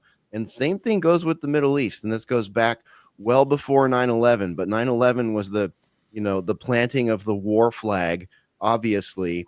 And, everybody has stood by and watched as we've gone through and just destroyed all these countries, just transformed them, disrupted them, turned them into places that were once, on a path to a modern life and some semblance of freedom, to have their own path. But no, we have 9/11 happen here, and then all of a sudden we're off on the forever wars. We're on wars against concepts and wars against regions and wars against policies and wars against fighters that we have set up, that we have trained, that we have sent arms and weapons to, and in skirmishes that would not have happened otherwise. And the whole world sees this happening. Anyone with eyes and ears and time and gray matter between their ears can see that this is how we ended up here. So to pretend like that's not happening, or that didn't happen, or it's not so well documented, the goings on of color revolutions and what the CIA has done and what the media has done. My goodness, what the media has done. You people are shameful, absolutely shameful. And the way that they have infiltrated the new media, the "we are the media" era, is so obvious. It's so obvious. We can see it. Again, if you have eyes to see, ears to hear, and time to put into it, you can see that the so-called alternative media has been the podcast, the mega podcast circuit. It has been completely corrupted too. So how do we get out of this? How do we get out of this with such a expansive media propaganda web going, and so much radicalization, so much radicalization of worldview from people that, have nothing to do with war, right? Like people who are simply sitting there watching screens. It's crazy that this is where we're at. And the one thing, this would be my message to Donald Trump. You campaigned on no more wars and stopping wars. And this particular war, my friend, Mr. President, would be over pretty quickly if you just said, you know what? Screw you guys. We're out. We're sitting this out. No more money, no more bombs, no more intelligence, no more U.S. taxpayer dollars going your way, no more telling us what to do on Capitol Hill. We'll sit back and watch you guys deal with this. Good luck. That's all that needs to happen. Really. I mean, that takes the target off of all of our backs here in America. If that doesn't happen, guess what? Targets are on our backs. False flags will be abound. Real events will be abound, and you won't be able to tell them apart. And the politicians will start politicking, and we'll get involved, and it just gets ugly from there. Yeah. Yeah. How can we get out of this? Well, they're trying to manufacture consent for certain actions to take place to get public buy-in. Our job really out here in the independent sphere is to bring the truth, bring the facts, bring up some objectivity, some sanity, a little bit of humanity helps too, to basically get people to think for themselves. And don't be a part of the manufacturing of consent. You should be able to come to these realizations yourself. There's a lot of people out there that are smart enough to basically see fraud and propaganda when it's put in front of them. Hawes, one of the things that is often underestimated, and that's why we're bringing this. This is a live feed here. I think this is Al Mayadeen or Al Jazeera. I think the sophistication of the Iranian defense matrix is many years in the making, and they prepared after the Iraq War or during the Iraq War is when they really started preparing, because I think they weren't naive to think this day wasn't going to come. Hawes, is what I'm saying, that they knew this day was coming. It was just a question of when, not if. And so we have some of the graphics here up on screen just showing some of the various missile tech, and Israel thought that it had crippled the Iranians on the first day. They were doing victory laps. There were celebrations. People were trying to pummel us on social media, and you were there on the front line of that discussion, of course. Yeah. But how badly distorted is the Western understanding of the Iranian defense, of the Iranian society, of its government? Go ahead, Hawes. So, Patrick, first of all, I want to just go back to a point that was made by Hesher. I hope to God that people like you and your voices are the kind of people that get listened to, because you are a fair person when you talk about these things. And it's people like you that will hopefully change the balance of power when it comes to people listening. So that's a compliment to you. I've watched you and followed you for a very long time, since October, 23. And I hope to God that your voice becomes amplified by 1 million, because we need voices, American voices like yours, that just don't lie, that just tell the truth and see it as it is. So far as the Iranian side of things, what I can say to you is, I don't know what Iran is able to do. What I can see is the results of what they're doing. What I can see is they've turned around and said, we are now finishing up with the old stockpile of ballistic missiles. They've not actually started using the latest ballistic missiles yet, because they want to get rid of some of the stuff they've had for 15, 20 years. That is the ballistic missiles they've got rid of.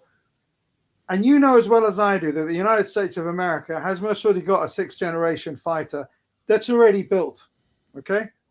And they don't sit there and advertise it.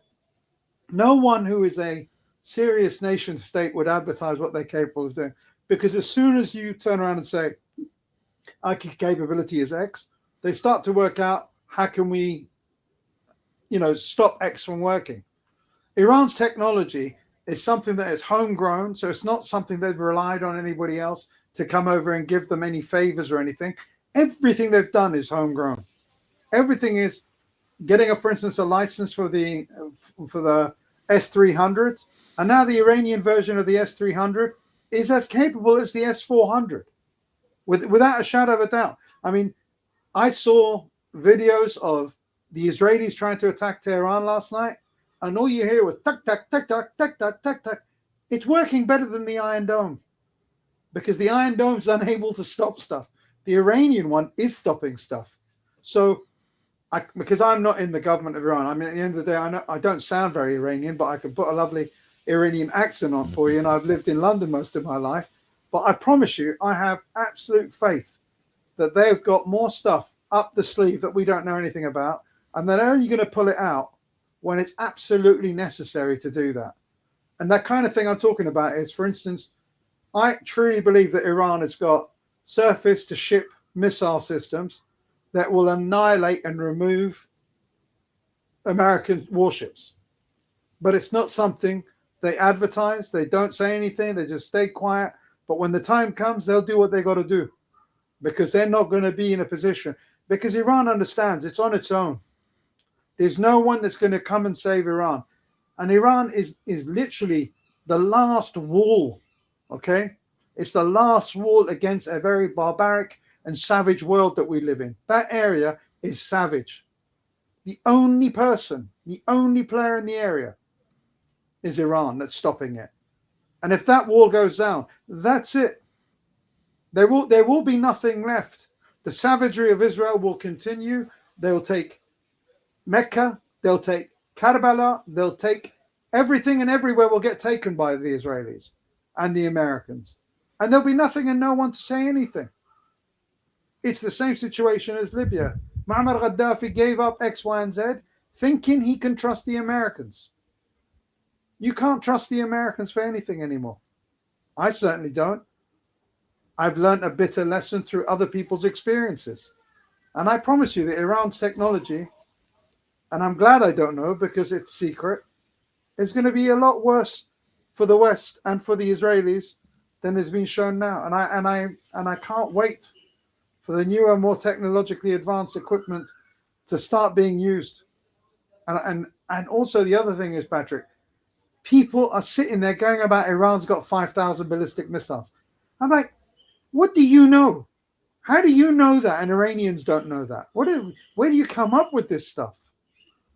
Iranians have turned around and said, we've got hundreds of thousands of missiles. I'm not saying they're all ballistic, but I promise you there's enough of them to annihilate most of your places of combat.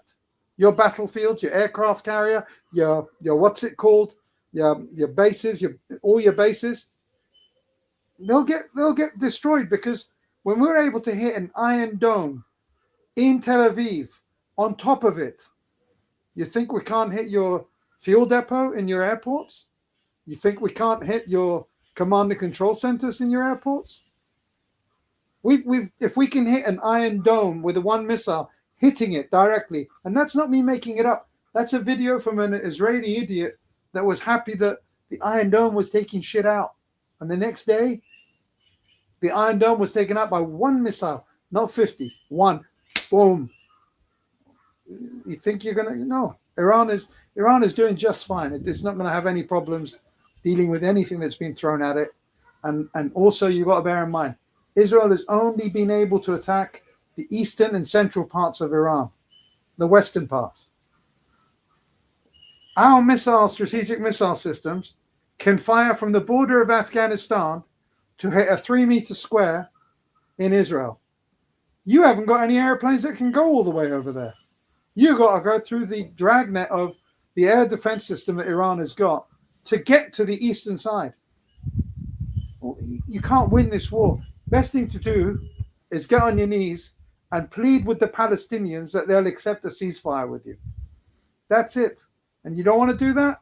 We're going to pound you every single day and night till you understand this is going to be an unconditional surrender of Israel. You don't want to accept it? That's fine. We will bomb you till there's nothing left of you.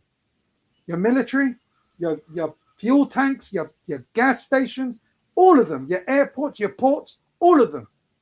And that is what Iran is going to do to them, unless they unconditionally surrender and come to the table with our Gazan brothers and sisters. And you stop murdering children. You stop killing the kids of Gaza. I'll be happy then. Until then, I don't want it to stop. I want the Palestinians to be extricated from this situation they're in. It's not fair. I don't want to live in an unjust world where barbarians and savages get to do what they want and nothing happens. It's not right, Patrick. It's not right. And we've got to Adam Clark. Ruckus has just joined us on the panel. Apologies, Ruckus. My backstage screen was compressed, and you were pushed onto the second row, so I couldn't actually see you there. But you guys, here's a 1.5 ton warhead does in Tel Aviv. I'll just press this footage here. You can see so some serious damage in Tel Aviv. They've never seen this in Israel before. Ruckus, I don't know if you've had a chance to see, the fireworks in Tel Aviv, missile strikes. I mean, it's pretty incredible. It's not something you see very often. High-rise buildings dropping and so forth. Your thoughts on the last 72 hours, Ruckus? I mean, how do you feel about what's happened? Not a good look for Israel, that's for sure. Yeah, I don't know. As a true person who believes in peace, I like to see this on either side. However, to what Haas has been discussing here, I mean, you can only F around for so long before you find out, right? And to another quote, that's a bad quote, but I mean, desperate times do indeed call for desperate measures, and things have gotten well beyond the point of desperation for the people of Gaza. So I think I can stand behind a lot of what Haas is saying. And then I imagine some Americans who might not be familiar with the whole behind the scenes of everything that's going on in the history of this program, and Patrick and Hesher and myself and the guest Haas in particular might think, oh, well, this person is saying some pretty extreme, inflammatory, threatening things. No, his country has not been the one who's been threatening. It's been the Western nations. It's been Israel. It's been America, and it's a cold hard fact. It's sad to admit and to realize as an American, but and I appreciate the compliment he made about my good friend and colleague Hesher, who I agree with 100% on a lot of things, as well as I agree with Patrick.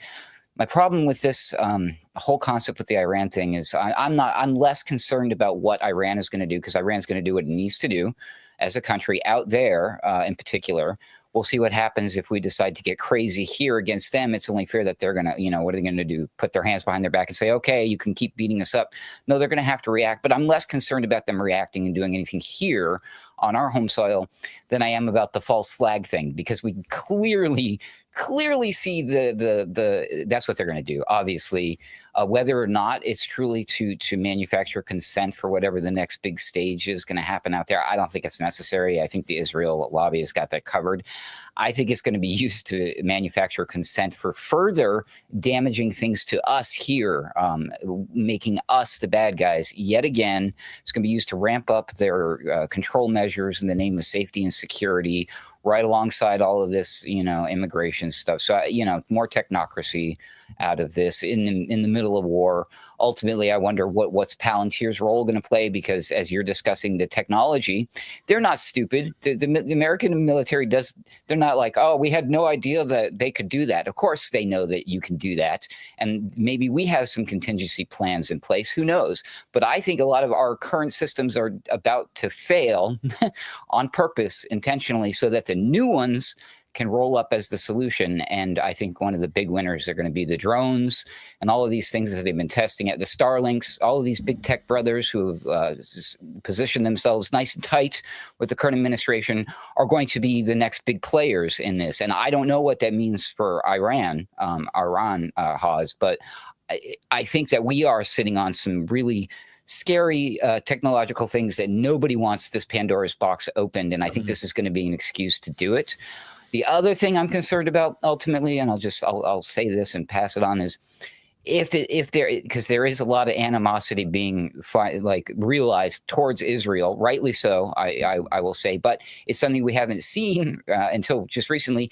And there might be some successful actions taken against that country if we do see what's perceived as some sort of tamping down the pegs, knocking the legs out from under Israel, some sort of downfall, as it were.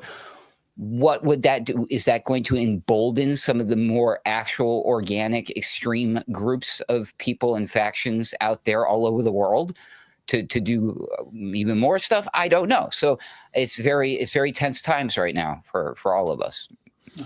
Yeah, I mean, does anybody want to weigh on that? I'm not worried about the You could say, oh my gosh, this is going to cause a wave of, neo-Nazi anti-Semitism and whatnot. I think we're past that. We're really into biblical revelations right now. That's kind of like where things are at. And this is I think the profound thing that we're witnessing right now in history. It is on that sort of biblical level in terms of a revelation, and it's humanity really approaching, or certain people within the human community are showing the absolute extreme worst possible behavior, the worst possible qualities. How do we come together to deal with this? What's the solution? Or is the solution going to be, it's going to be another fight to the death? And if so, are we all going to basically get thrown into that? Quite possibly it could happen.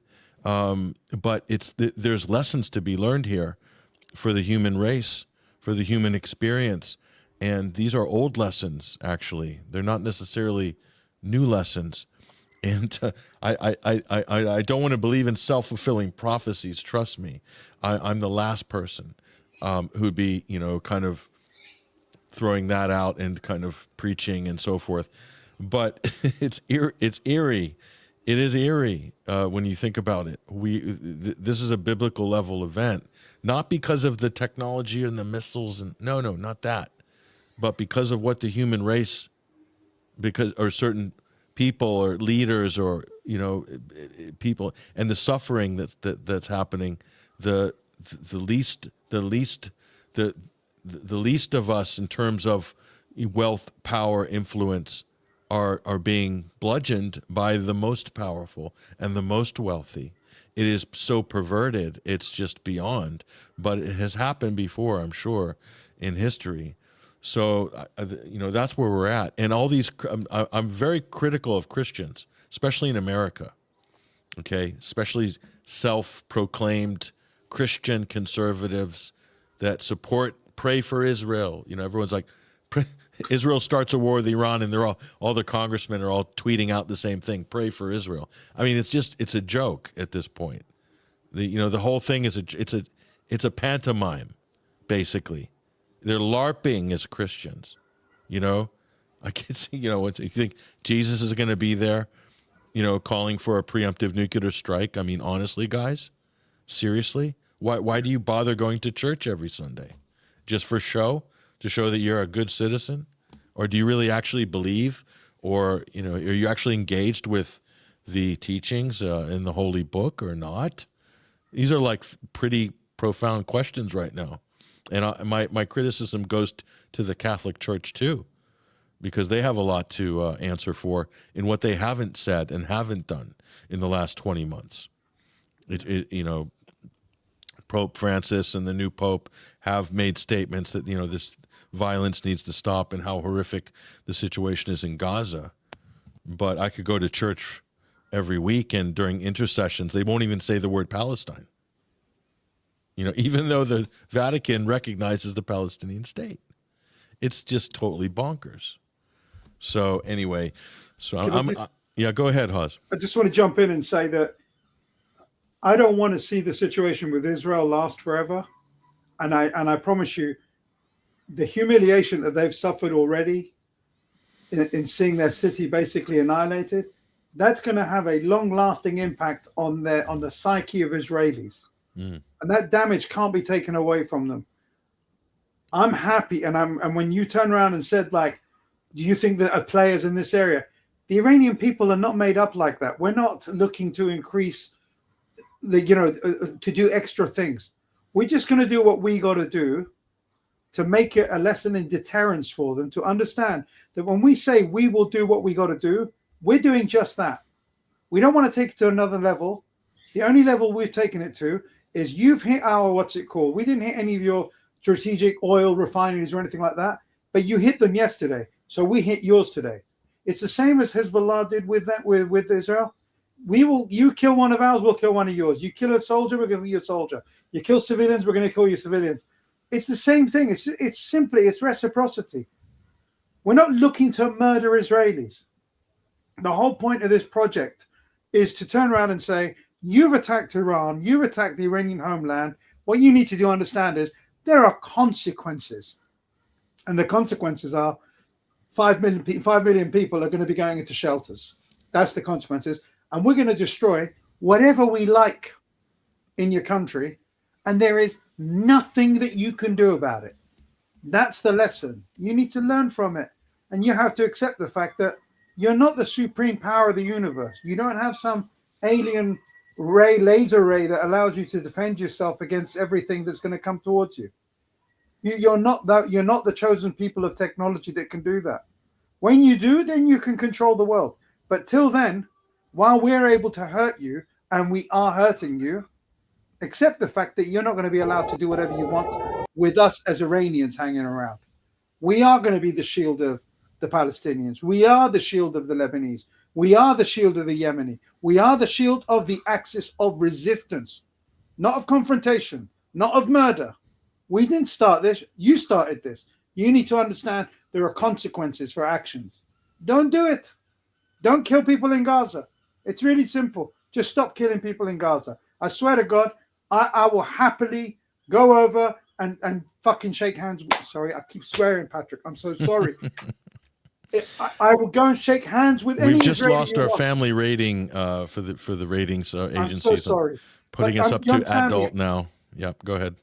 I'm just saying I am happy to have a relationship with Israeli people, but they need to stop killing people. Just stop murdering children. That's what kills me more than anything else. You know, I joined the Workers' Party and I went into politics because before then I was a construction manager because of what they did to Gaza. Yep. I was not a politician. I've never been a politician in my life. I joined the party after they attacked Gaza, and no one did a damn thing in my country. No one in England did anything. And all they did was they gave them permission to do it. That's why I went to politics. You know? And they accused anybody who was trying to stop it of being a, quote, anti-Semite. I mean, it's just obscene, really obscene. Yeah, and Haz, your trajectory is, you've spoken about that before. You really became active after October 7th, politically active, and I'm sure you could be doing other things with your life, like many people, including us. Many of us became active after the Iraq War, realizing that the media had such a stranglehold over people's minds that something needed to be done, and that's how this wave of the independent media was born on the back of the Iraq War, largely, and 9/11 to a degree, but more on a delayed fashion. But then Syria came, and so obviously we've been practicing for these crazy events one after the other, and it's allowed us to be able to read propaganda extremely efficiently. But here's the footage, and you're talking about those images, Haz. Well, here's one of them from Tel Aviv. I mean, this is you can't underestimate. There's other ones. I couldn't find the exact one I was looking for, but so the whole sales pitch for Israel is come to Israel. It's safe. It's the only place in the world that's safe for Jews, and do your aliyah here, and it's paradise on the Med, and we'll get you a kibbutz, some settlements we're building out there, free land. And we'll have the IDF protect you. Don't worry about the Palestinians; they're not really there. There's over the wall. There's some, goat herders and whatnot. Don't worry, we're dealing with them. They'll be gone soon. Don't worry. Come to Israel. Come to Israel. That's the sales pitch. Doesn't look so safe right now, Haz. No. Doesn't look very safe. It really doesn't, and I'm happy to say that. I hope this draws to an end within 10 days, because I think 10 days of punishment is enough for Israel. And I hope that within that period of time, they make peace with their regional neighbors. That's it. Just make peace. And by peace, I mean long-lasting peace, same as you have with Egypt, same as you do with Jordan.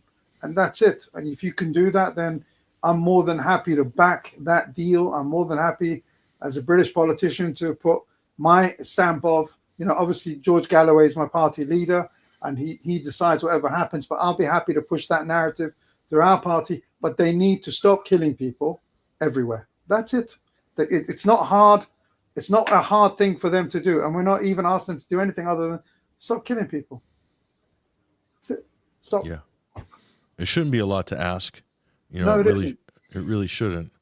But, to think, for this regime in Israel, and also, quite frankly, the people backing them, to think that they're going to go forward in the 21st century as if none of this happened.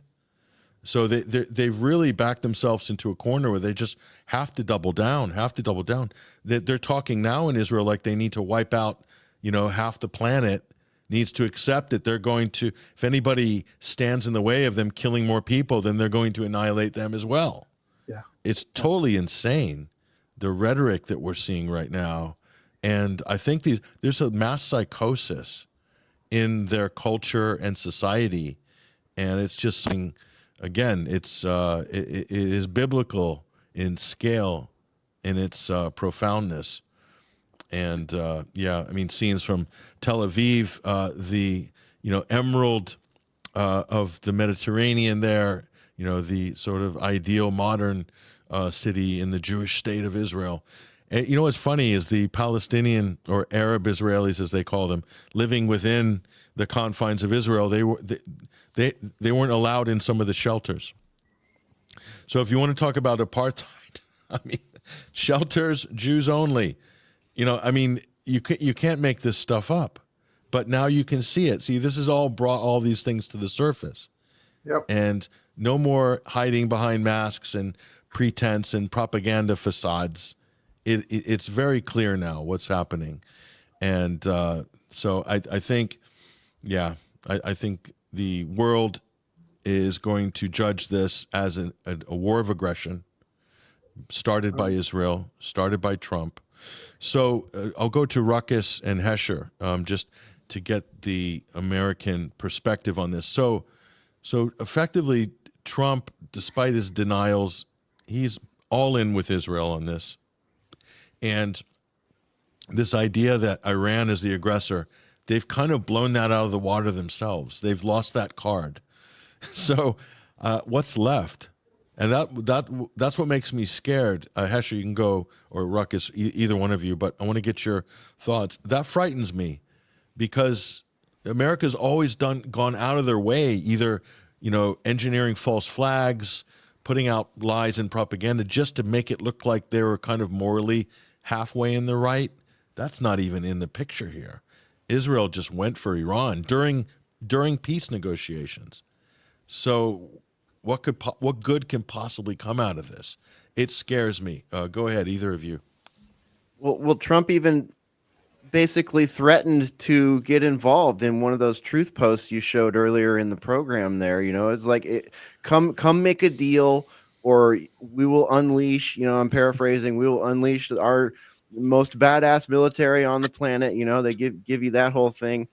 And he's really kind of, I believe, if he doesn't do what I suggested earlier, which is break contact, disengage, stop supporting this, condemn it, tell them they're on their own. But what he really looks like he's doing is he's kind of a bit of predictive programming here, a little bit of, hey, we should all make a deal. Let's have peace. But if you mess with us, it's going to get ugly. And, then we get to the big question of, as the meme industrial complex posted here, is the clock ticking? Are we about to play Who Wants to Do a False Flag? For those just listening, I got a graphic of BB here. And to drag the U.S. into war with Iran, you will A, attack a U.S. ship, B, attack a U.S. base, C, assassinate a U.S. official, or D, conduct quote-unquote terrorism on U.S. soil. So that's where the internet's at right now. Is the clock ticking? Is this what we're waiting for? Is this how you get the consent? Can you bring that pop quiz back up on screen for a moment? Patrick, my brother, I've got to go. I'm really sorry, but I've got my son downstairs, and he's been waiting an hour to see me. Forgive me. I just want to say it's been an absolute pleasure meeting all of you. Patrick, please keep doing what you're doing. Hesh, I watch you guys on a regular basis. I normally stop at 7 o'clock and I go and watch George, but I am an avid fan of all of your stuff. You may see me posting stuff on your live chat as well. But I need to go and meet my son. I haven't seen him in about 6 weeks now, and he's been waiting an hour. And I wish you the best of luck, guys. Thank you Thanks, very Haz. much. Happy Take Father's care. Day. Appreciate you. Take care, Haz. Exactly. It is Father's Day, and he's come to see me. Okay. All right, Bless you. excellent. Thank you. Have a good day. Bye-bye. Thank you, Haz. Amazing. Hesher, I was looking for that same graphic, and then you pulled it up. You beat me to it. Yeah. No, absolutely. Good one. So we're going to move on a little bit on the discussion, guys, and I'm glad you're here because I want to get in. So a lot of people are flacking for a false flag in America. Oh, let's bring this pop quiz back up on screen here. I just wanted to. So A, attack a U.S. ship, and B is what's B? It's Attack a U.S. base. Or no, assassinate a U.S. official. Yeah, that'll be C. Okay. Oh, B is attack a U.S. base. C, assassinate a U.S. official. D, conduct, quote, terrorism on U.S. soil. My best bet there, I think the easiest would be, there are so many ships parked off the coast of Israel there, they could maybe fire a stinger at one of them and then blame it on Hezbollah. Maybe that would be an easy one. Mm-hmm. So I'm going to go for A. But what do you guys think? D. Are you D? You're a solid D. I mean, yeah, you guys would know because you know the vibe of what's going on there right now. And I have an addendum to that comment too. I was just thinking about it earlier today. I was like, normally when we hear about this concept or this idea and we picture in our head, oh, they're going to do something, some big event like the 9/11 thing, we always think like that type of city, like New York, or we think of like someplace in California, some well-known on either of the coasts kind of.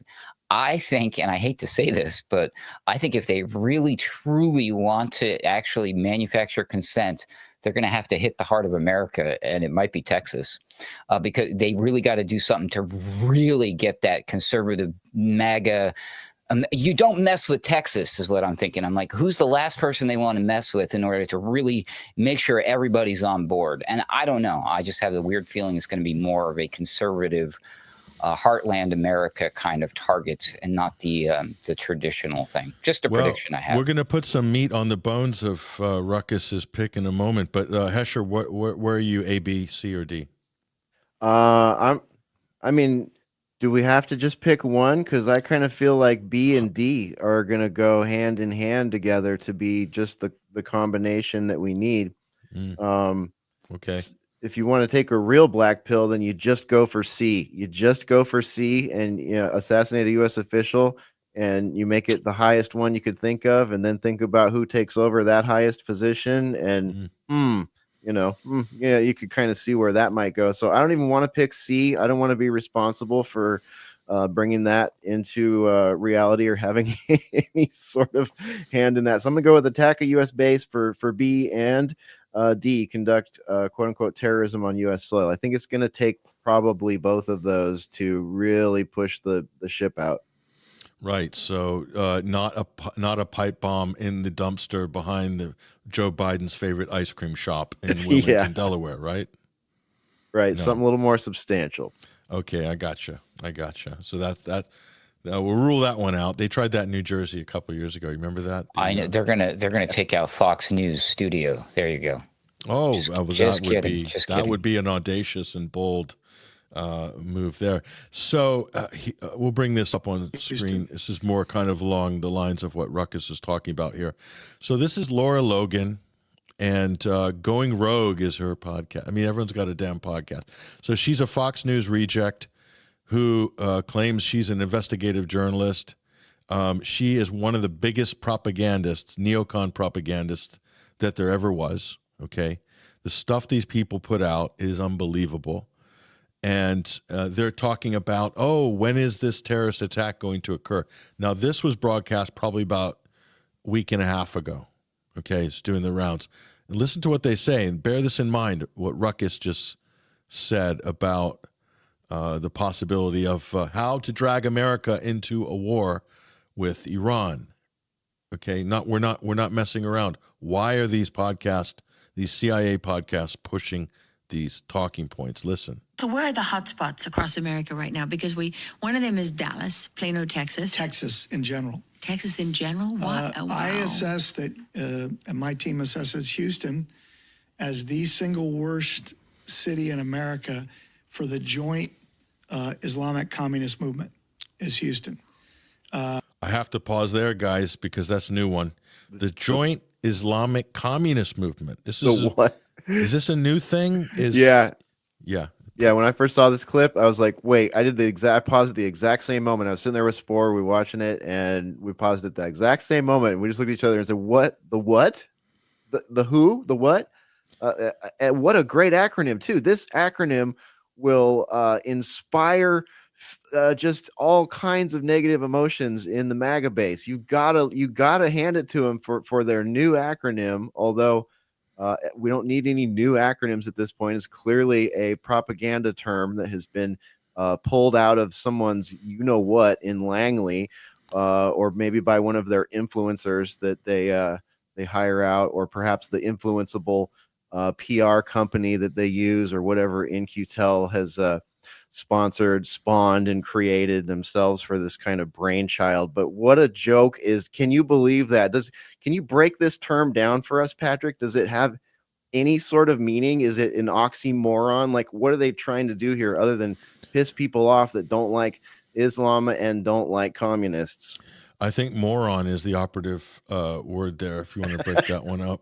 So they're playing on this, they're pulling the communist thing off the shelf because it's there, can always reach for it, and then the Islamist thing, and then put those two together, and this is like kind of, we're in Newsmax sort of territory here. Obviously, this is a little bit lower brow than Fox, if you can believe that's possible. We'll continue. But other really bad areas, especially for the jihad, but also the communist support, the Dearborn, Michigan area, Michigan, Twin Cities, Minnesota. Dearborn, Michigan. Isn't this the place where Trump got all those votes from the Muslim community? I mean, yes.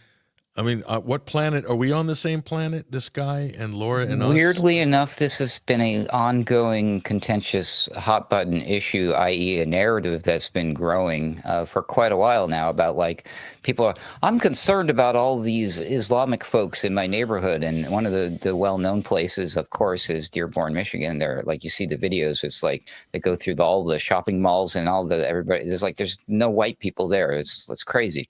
So I think they've been setting the stage because, I think we've even vocalized this in the recent past, that they're going to use this to their advantage one day. And, oh, lo and behold, here we are, because it's going to be one of the most obvious, simplest things to do. Anybody could fart over there and they're like, look what they did. We're going to war. It's so easy. Yeah. Look at all the kebab shops. Look, I can see Laura Loomer with a video camera. Look at all. Would we do what we did to the poor Japanese Americans during World War II, I wonder?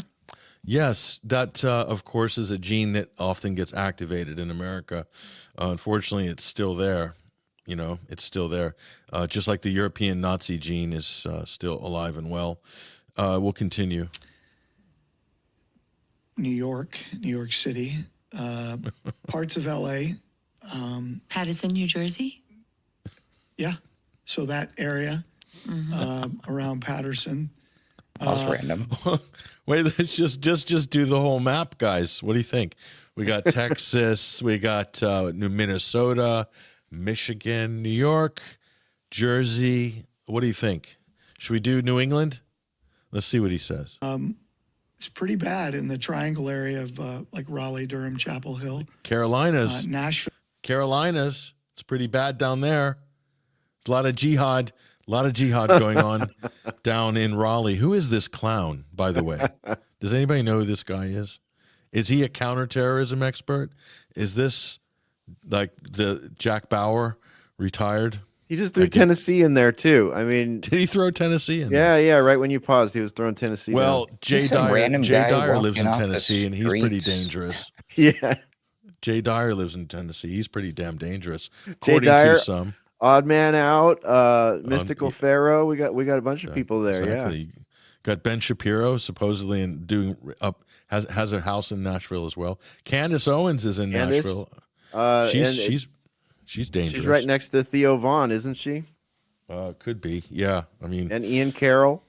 I mean, yeah. There's a lot of mullets in in Nashville. Let's not digress. Let's listen to what Agent Bauer has to say. Charlotte. Did I say Tampa? No. But even like Is he going on all the NFL franchises? I mean, I'm trying to follow. Right? I don't know. Because Dearborn's Detroit, right? It's kind of Detroit, so he's just okay. Yeah. All right. Kansas City, Kansas. Wow, that's where my family's from. So it's through the Midwest, the flyover states. Who would have known? There's so much jihad going on in Kansas City. I really don't think so. It's one of the whitest places on earth. Trust me. But anyway, here we go. Wichita's pretty bad. Wichita. Who knew? Isn't that where the Koch brothers are from? I think so. It's pretty damn conservative in Wichita, folks. Pretty damn even the blacks are conservative in Wichita. Okay. But this can't even be a real video. This has to be a sketch on SNL or something. You're pulling our leg. Too. I thought so too, Ruckus. But no, this is Going Rogue with Laura Logan. She is a top journalist, or she was one at some point a long time ago. She was a journalist. Now she is doing propaganda. So here we are. Or excuse me, Plainfield, Indiana is the home to ISNA. So they have a base there. There's a terrorist base in Indiana. Who knew? But what? French Lick, Indiana, home of Larry Bird. Never heard of them. These are all redneck areas. Who knew? I don't know what's going on. Chicago, I think I mentioned them earlier. Horrible. And I don't just mean Chicago. I mean pretty much draw a 35-mile radius around there. And the jihadi community is very thick and growing, and they are raising a ton of money internally, ton of money to expand what they're doing there. Does Chicago have a gun crime problem? Yeah. It's kind of a weekly thing. Is it a weekly thing? It's a weekly Depends on thing. who you ask. Yeah. It's every weekend, right? It's every weekend. Yeah, fail. Weekdays too, but they're not as heavy as the weekends, you know. Yeah, and more people die. Tell me if I'm wrong. More people die from gun crime in Chicago than have died in a I don't know.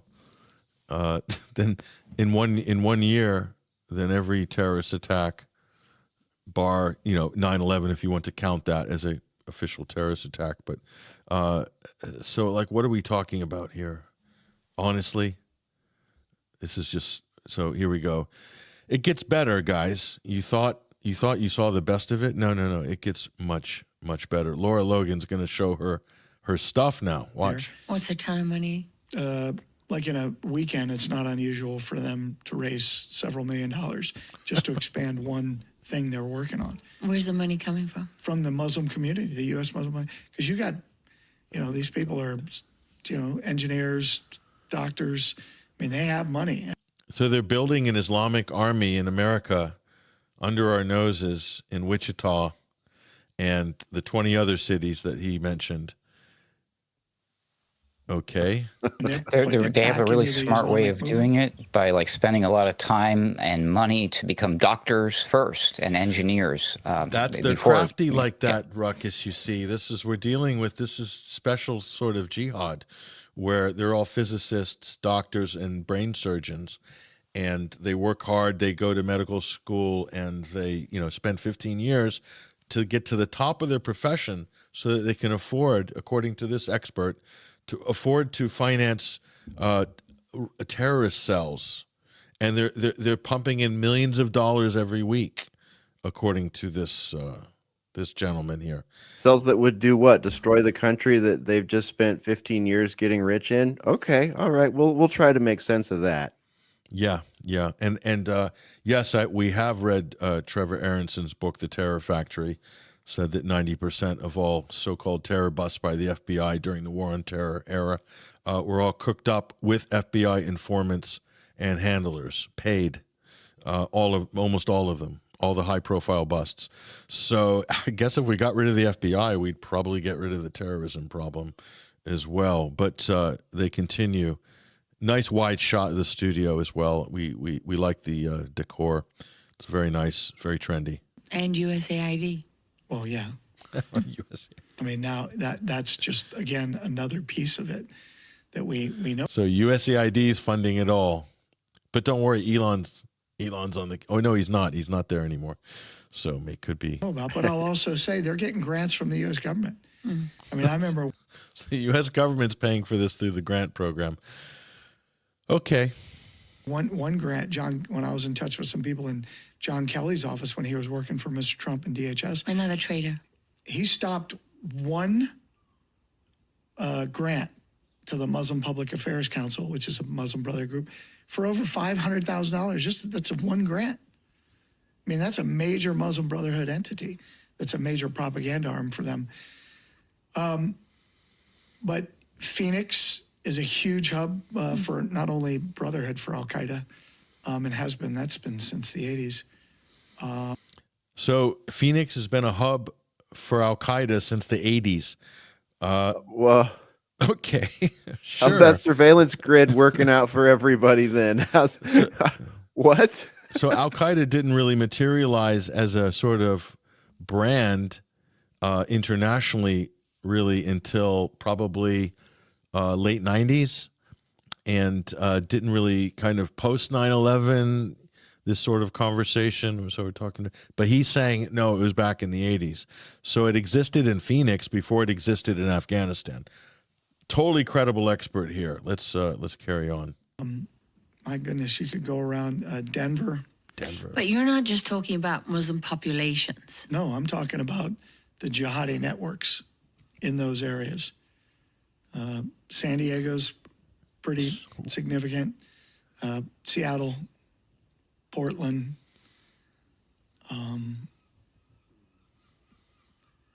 Not much. There's a network in South Dakota, but it's pretty small because they have very low. I've done some work up there. They have a very low tolerance for any of that. South Dakota may be the best state in the country. Wow, so Kristi Noem has allowed a Al-Qaeda network to fester in South Dakota. That's pretty hard going up there. I mean, so like, first of all, guys, the CIA has been running the Muslim Brotherhood for, maybe the last 40 years. So, I mean, does that factor into the analysis at all? Or like, who is this clown? These people are a dime a dozen. These blowhards, they'll get guest spots on AM talk radio.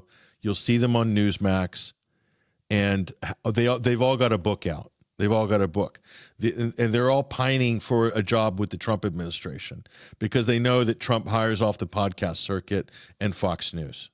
That's what's going on here. You guys know what I'm talking about because you've had experience with this as well. A lot of experience. You've had to field all these guys, half of them. Yeah. Have been trafficked. This guy, there's something really off about this one, Patrick. This one guy. I understand what you're saying, but I mean, this guy stands out to me. It's almost like he's literally faking it. And I was like, but what's the motive for somebody like that? But you just said it. There are some people, they get a kick out of it. That's what he does. He goes around and goes, I'm important, and I go around and I'm an expert. Who is this guy? I really want to learn more about, is this guy even real? I mean, it's almost as if the podcast lady had another guest lined up and something happened. So they dragged this guy off the streets who was just coming down off his medications. They handed him a script real quick. There's just something not right about anything that this person is saying and his behavior. It's weird to me. Yeah, it is. It's the Jihadi Rodeo Network in South Dakota is the one that really piqued my interest. Poised, I would argue it's probably number one on my list for poised to kind of keep the whole communist Islamic movement out. And they're trying to get in there. Montana and Wyoming are probably 2 and 3, but they have their problems. Montana and Wyoming. Have we left anything out? Any other major cities in the country? I mean, we've covered the whole country at this point, right? But we started, back to Ruckus's original point, it all started right here in Texas, and this is just one example. We've got several videos that we've cataloged all before this stuff popped off for the most part with Israel and Iran. But we've got Sarah Adams on multiple podcasts. I've got one of those for you in a moment. All right, cool. It's a short clip. It's a short clip, but you have to this hear is it. like, he's not the only one out there pumping this. This is at a Spinal Tap level 11, like throughout the CIA podcast circuit. Yeah. Let's we're going to try to get to the finish line with this guy. It's very hard, but here. Montana and the state legislature, they've got some issues. Well, it's in the. But those would be the best. When people ask me what are the best states right now, those are probably the best for kind of defending liberty. Now, so Montana and Wyoming have got the jihad terror networks under control. The communist Islamic movements, they've got it. They've got that under control. And defending liberty seems to only be about trying to tamp down the communist Islamic movement brotherhood factor in your state. That seems to be his definition of protecting liberty. Nothing to do with, he doesn't want to talk about any of the surveillance or where this all leads or the target it puts on everybody's back or any potential or context. None of that. Just those are the states where liberty is safest because of this new acronym that we've made up. Yeah, ATF gun grabbing and slow creep legislation, all the rest of it. I think he's pretty much more than implying that it's because they're racist towards Islamic folks. We don't stand for that in our town. Right? Yeah, I'll get to that in a moment. We've got a choice case study there. But Florida is doing a lot of good proactive work, but they have a very significant jihadi network. And it's not just in one place. I mean, Tampa's a pretty strong Hamas hub, but really around the whole Tampa's a strong Hamas hub. I think Hamas is slightly penned in that Gaza Strip. I mean, those tunnels go far, Patrick. You have no idea. The tunnels. Ah, yes. The terror tunnels, right? They've been digging under the Atlantic. There is actually a good straight under the Mediterranean and then under the Atlantic right to Tampa, and it pops up. The tunnels pop up at Tampa. Now, there is a Muslim community in Tampa, sizable, okay, like there are in many parts of the United States. And there is in Phoenix. I mean, I live outside of Phoenix, and there's plenty of mosques there and whatnot, but it's not anything that you really notice. They're there, but it's like, I mean, I don't know much about the Greek Orthodox community in Phoenix, but they have a substantial presence there. But I just don't, unless I go into their neighborhood and to their restaurants and stores and shops and whatnot, or meet anybody. And the same's true with a lot of places around the U.S. Pick a group, but apparently there's a terror network. There are more, according to this guy, according to Jack Bauer, there's more terrorist organizations in America than there are in the rest of the world combined. Apparently, I didn't realize America was that well colonized with jihadi networks. Or is this guy just making stuff up? They've got a lot of issues. Atlanta is very bad. I mean, Atlanta, you can go back to the 80s when Al-Qaeda was doing recruiting in Atlanta. Wait a minute. That's an interesting point he brings up. Who founded Al-Qaeda in the 80s? Wait a minute. It was a government, a Western government, right? Was it the American government? Was it the CIA? They did recruit. The United States government recruited. Yes, that's right. Yeah. He's leaving that. That's a very important detail, isn't it? But they often leave that part out. So you just strip the whole context, the important bit out, and then you've got yourself a dumbed down sort of cable news level narrative for people with, let's just say, intellectually challenged. That's who he's talking to. Now, you mentioned Sarah Adams is a star guest on the CIA podcast circuit. And so I think the host here is Wheeler. Is that her name? Yeah, Liz Wheeler. Liz Witt. Oh, she was one of those special invitees to get the Epstein files, that That's beautiful right. binder that had nothing in it with Mike Cernovich, and she was in that group. So she must be an influencer, right? It was a big, beautiful binder, though, right? Yeah. So she's a big influencer. She's influential. Journalism, not sure about that. Listen. Do we have any idea what's coming? Yeah, well, there's two different phases. So if you talk about kind of the attacks in your hometowns that ISIS trained for, they're a little bit more of that October 7th feel. That's where you live, work, and play. Now, the big Al-Qaeda 9/11 plot is there's twofold. There's one piece that's actually not Al-Qaeda's plot. It's the IRGC plot against Donald Trump. So his assassination is a piece of the plot. And then the rest of the plot is Al-Qaeda's 9/11 plot. And basically that's actually an assault, mostly on Washington, D.C. And then it's assault on the aviation industry. And they're going to drop airliners with suicide vests. Are they still trying to do that? Yeah, they've even moved the suicide vest over the U.S. border already. They got into the country with nobody in the U.S. government has found one of these vests yet. What? Whoa, let's back up there for a second. How did that happen? And are we vulnerable to this attack? Do we have protocols at our airports to prevent these from, if they're in the country already, how did they even get into the country? We know one shipment of them came over Nogales. We think it was a Sinaloa cartel, probably through a tunnel. The unfortunate thing is there's been no increase in airport security because TSA's intel division has decided the vests aren't real and they're not being proactive against them. So there has been no change in security posture at our airports. And do you have intelligence right now, basically watching the progression of this plot? Will you know when it begins the next phase? So they already trained everybody and they already deployed everyone. So the next phase would be things like casing, right, or dry runs, and then operation. So unless law enforcement's really paying attention or the public's noticing things, doing the see something, say something, and reporting them, we did have some of those 9/11 hijackers reported prior to 9/11 doing, things on airplanes. If we can get the public more involved, we can see some of those things. Who uncovered the suicide vest plot to begin with? So, it was a mix of people. The thing is we kept hearing about them, but Al-Qaeda made a strategic error.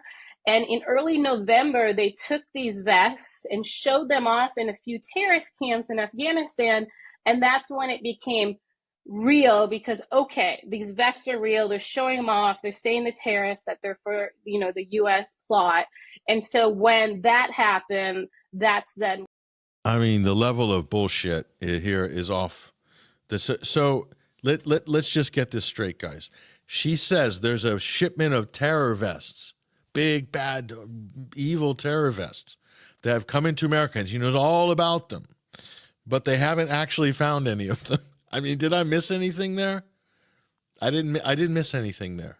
Well, you left out the part where they know all the phases of the attack. They know where these things came. Like, what is she even talking about? Sinaloa cartel and through the tunnels at the border, and but we haven't tracked, and we don't have any of the vests to show you because we haven't found them yet. But we are sure that they're in America, and Americans need to be scared about that. This is like really kind of low level sort of gutter propaganda that this person is this frumpy CIA supposed expert that was promoted by Sean Ryan. That's how she became known. She was, boosted by the Sean Ryan Show, which is another kind of dubious podcast. It's very much inside intel, ex-Navy SEAL, OPSEC, Sean Ryan. And then he has her on. She's been doing the same shtick. It's almost like that's her shtick, is get people sort of conditioned to expect some kind of Al-Qaeda attack on U.S. soil. Back to the pop quiz of Netanyahu. Was that D or C? I can't remember. I think D. D. D. Why the vest? As the marketing guy, I'm recognizing the same amount of level of propaganda with the jabby things that they rolled forward with before it was a severe enough issue. They were getting ahead of that beforehand. Same kind of thing here. Why are we laying the narrative? Why specifically a vest? I mean, if you're going to do a false flag, you could set off a small explosion, do anything, and then you then report to the public, oh, it was XYZ group that did it, and we know based on our intelligence. With a suicide vest attack, it's a visual thing. And presuming, considering the world that we live in, where there are security cameras everywhere, I'm just taking a wild guess here that after a suicide vest attack, we're going to get to see the footage of the crazy, insane, obviously jihadi with the vest on, and then the explosion. Where, I'm sorry, but we live in a world where that can be easily faked with a prompt on ChatGPT. So I think there might be something to this. Why are we focusing on the vest? Because then it's going to be much easier to paint a vivid picture in people's heads of who or what is responsible. Just a theory. There's a lot of these so-called influencers that are pushing this. Here's one of them, Charlie Kirk. And I don't really know what to say about this guy. But anyway, he said, Charlie Kirk just a couple of days ago says, keep your head on a swivel. Biden let millions of people into America over the border. Iran might have activated some sleeper cells against America. Stay armed, says Charlie Kirk at Charlie Kirk 11. So he is the head of Turning Point USA, and he posts some really, I mean, these are the types of things he's been saying is that Islam is not compatible with America, and he's basically saying, we need to put a moratorium on all immigration, legal and illegal. I mean, he's putting out these type of talking points that get a lot of clicks. Obviously, it's red meat to the base, but keep your head on a swivel, guys. That I like. That is just so vigilant on the part of Charlie Kirk. And, the people aren't stupid. If you look in the comments, this guy gets ratioed all the time when he does these polls. He's trying to get buy-in on some crazy thing and ends up getting crushed on his own polls. Johnny United says what he really means is more false flags are pending. You see, people are not buying this. And Luke Radowski's in there. Yeah, thanks, Trump. He's talking about Charlie Kirk here. This is Joey the Demon basically saying, translation, Israel has Mossad agents about to conduct false flag events in America and blame it on Iran. You see this? You see this, folks? People are getting it. People are getting it. Let's bring in our commenters as well and see what is being said in the peanut gallery here. The billionaires are scared, says Kurt Boss. And what else we've got here? They practiced with that SEALs dude at the Tesla truck. Yeah, you remember the Tesla truck, guys? What was that all about? Very dubious event, I think. Is he really dead? What exactly happened there? Were they laundering a body through a high-profile media stunt? Like, what was that all about? Yeah, that was weird. I mean, I could see why one might think it was a practice run for something, because it did feel very dog and pony show-esque. Yep, here we are. Hustle Bones says, yo, that Muslim wearing a suicide vest. Oh, that's not a Muslim, that's a Sikh. Yes, the head turban. The Americans often get them confused, the Sikhs and the Muslims. Charlie Kirk is clearly captured. Yeah, I think it's even worse than that. Yes, there's all people saying all sorts of stuff here. Racists acting like political experts. There's quite a lot of that going around these days, sadly. Unfortunately, they've been given license to be stupid. And what else have we got here?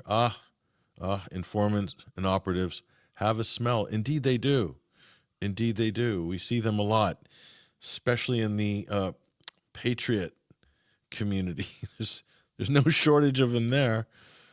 And smells like old Navy khakis and Navy polos, right? Yeah, you remember that group? What was that group? Yeah, that one was funny, wasn't it? What were they called? They all had the khakis. Patriot Front. Patriot Front. Yeah, they shut down. I believe they disbanded when Trump was they're elected. back. Oh, they're back. They were, Okay, yeah, great, I good. saw them doing something the other day. Yeah. Oh, wonderful! I'm so Oh, glad to have them back. Yes, there is a stench. I think it's a cryptic stench of some sort. Yeah, Smells like the fuel from tiki torches. That's what it is. Walmart, Costco, you know. Yep, tiki torches. Yeah, they removed those from Walmart for a while. Maybe they're back again. Here we go. Yeah, it's all about this new AI based surveillance. This is what's going on. This is big business, quantum surveillance. Unfortunately, these people have nothing better to do than to create markets for their freaking products. Unfortunately, and we are the basically fuel for that. Our data, our existence is the fuel for these people. You see. Remember back in the day, guys, when they used to make products to solve an existing problem and not create problems to fit existing products? That was fun. Those are the good old days. Now, you know, it's like we're seeing more of this, like, oh, deploy Palantir mass. We need Palantir to get in there. What are you talking about? Like, if Palantir is so awesome, then how come they didn't use Palantir to find all these people Sarah Adams is talking about? Someone riddle me that, because that thing should be able to do that. I saw those vests at Costco last week. You see, we've done the research, Sarah. We have found the vests. It wasn't hard. We just threw it out there. You can get a better deal audience. on Timo though if you order them online. Yeah, on Temu. Temu, is it Temu? Yeah, Temu, the Chinese website. Yeah, the much better vests. You see that? We found the vests. All your CIA, all your DHS, we found it in 5 minutes. We just threw it out there to our listener base. All right. So here we go. Yes. Shelly _NW. These MAGA chicks are high-strung with serious image drivers. You bet. You bet. And with a PFP like that, so are you, Shelly. You're gonna drive some influence as well. Very good. Whitebird in the Discord chat said that Liz reminded him of the blonde alien chick from Mars Attacks. I thought that was pretty good. She does actually. Yeah. No, the Mars Attacks one, a little better looking in Mars Attacks, but I don't want to get too critical there. But yeah, it's embarrassing. It's embarrassing. I mean, these people. It's just like a comic book. It's like Saturday morning television. You know, it's like of that level. Not even as sophisticated. You know, really. I mean, it's just less sophisticated than Saturday morning. You know, it's not Land of the Lost. Or what was the other one with the Slee Stacks? I can't remember. Very heady science fiction that we were raised on. It's like good stuff. It's like Dostoevsky compared to these podcasters, honestly. Yeah, that's it. I know. It's just sorry. You know, we want to show you based clips of, you know, really cool people, but you can go find that for yourselves. We're here basically to expose the propagandists. Straight out of MK Ultra, says Kurt Boss. Yeah. Yeah, exactly. Fraggle Rock is more edgy than these podcasts. You got it. Yeah. Here we go. Let's get into some hard news. Ben Gurion Airport in Tel Aviv has been hit by an Iranian missile strike. Yep, that's the end. You see, Iran went and Israel attacked the Iranian airport. That's not exactly a wise move, because the main escape route out of Israel is Ben Gurion Airport, and everybody is trying to leave. And Iran has just hit Ben Gurion Airport. So, again, and the Houthis have hit it a couple of times in the last couple of weeks. Ansar Allah also knows the Houthis. Yep, here we go. Here we go. Bring Syrian girl on. Yeah, we did have her on a little while ago. Maybe we'll do that again. She's very based. Syrian girl. She's almost too based to broadcast. She's borderline radical. Yeah, she is radical, actually. Lost in Space. Yeah, that's very edgy, says the tree girl. Yeah, very edgy, Lost in Space. Yeah, it's just, I mean, we were raised, it was very cerebral, the programming that we had. You had to use your brains and your imagination. I like these podcasters, and it's embarrassing. It's really, I mean, did you see the Theo Vaughn J.D. Vance interview? Everyone's raving about it. To me, it was a humiliation for the government, as he was just chucking softballs, and it was almost like the thing was pre-scripted. And why bother? But is that the level we're at? Yeah, I mean, it seems like it. Kash Patel went on Joe Rogan's show, and he made a big point as soon as he got in the door to say that this was the only long form podcast he was going to do this year, or anytime soon, and you've been looking forward to it, and blah blah blah. And it's just like, man, I remember when you guys were all vying to get into the White House. You were on all the podcasts all the time. You were getting on Twitter Spaces.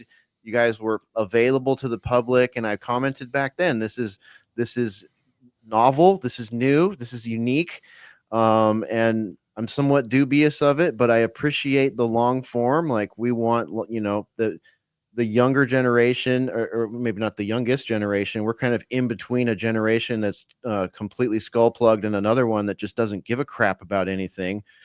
All of you, don't take it personal if you're in those brackets and you watch the show, but like Generation X and a good portion of elderly millennials, we want longer form stuff. We want open format stuff, and I'll again hand it to them. That was brilliant to go through and do that and show that they're able to speak in long format and take questions that they weren't pre-scripted to do. They did a great job with that. But now it's like, where are you guys? You're no longer. You'll only pop up once on the Joe Rogan show for long form, huh? And then the rest are 2-minute hits on Fox News and Newsmax.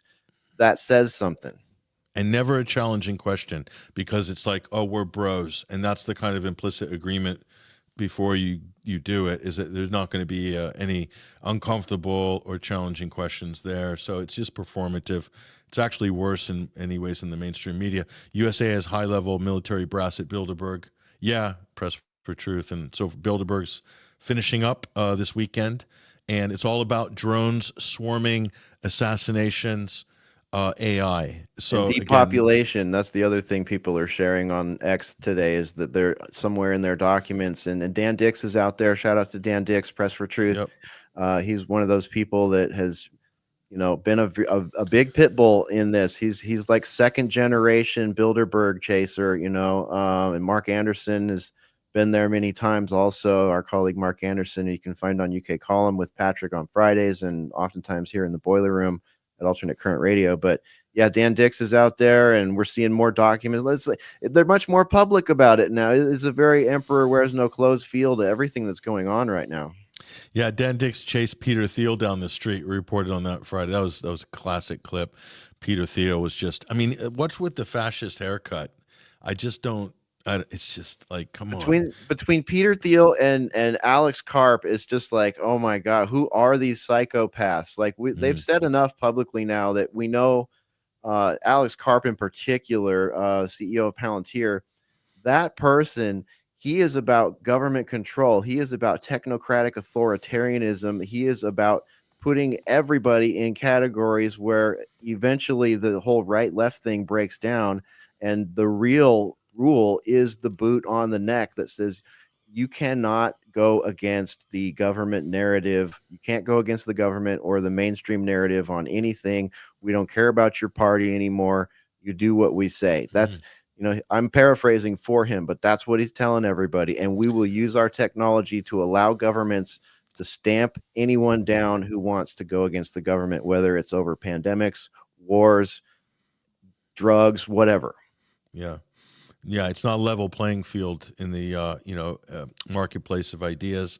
That's one of my big criticism of Elon Musk. It's certain accounts get boosted, priority boosting, others don't, and you can see with aren't this. You guys a fan of capitalism? What are you, communists? Yeah, right. Free market. I'm a free marketeer for everything, including information, but we rarely get it. My Kangol dog has a tactical vest. Should I be worried, says Spirit Walker 108. Hesher, this is your department on two fronts there. Should we be worried? No, if your best friends have four-legged furry friend tactical vests, I'm sure they're there just for you to hang an extra magazine off of. You'll be all right. That's right. What do they call it? The therapy animals. I can't Therapy remember animal, yeah. what's the. This is my tactical therapy Kangol.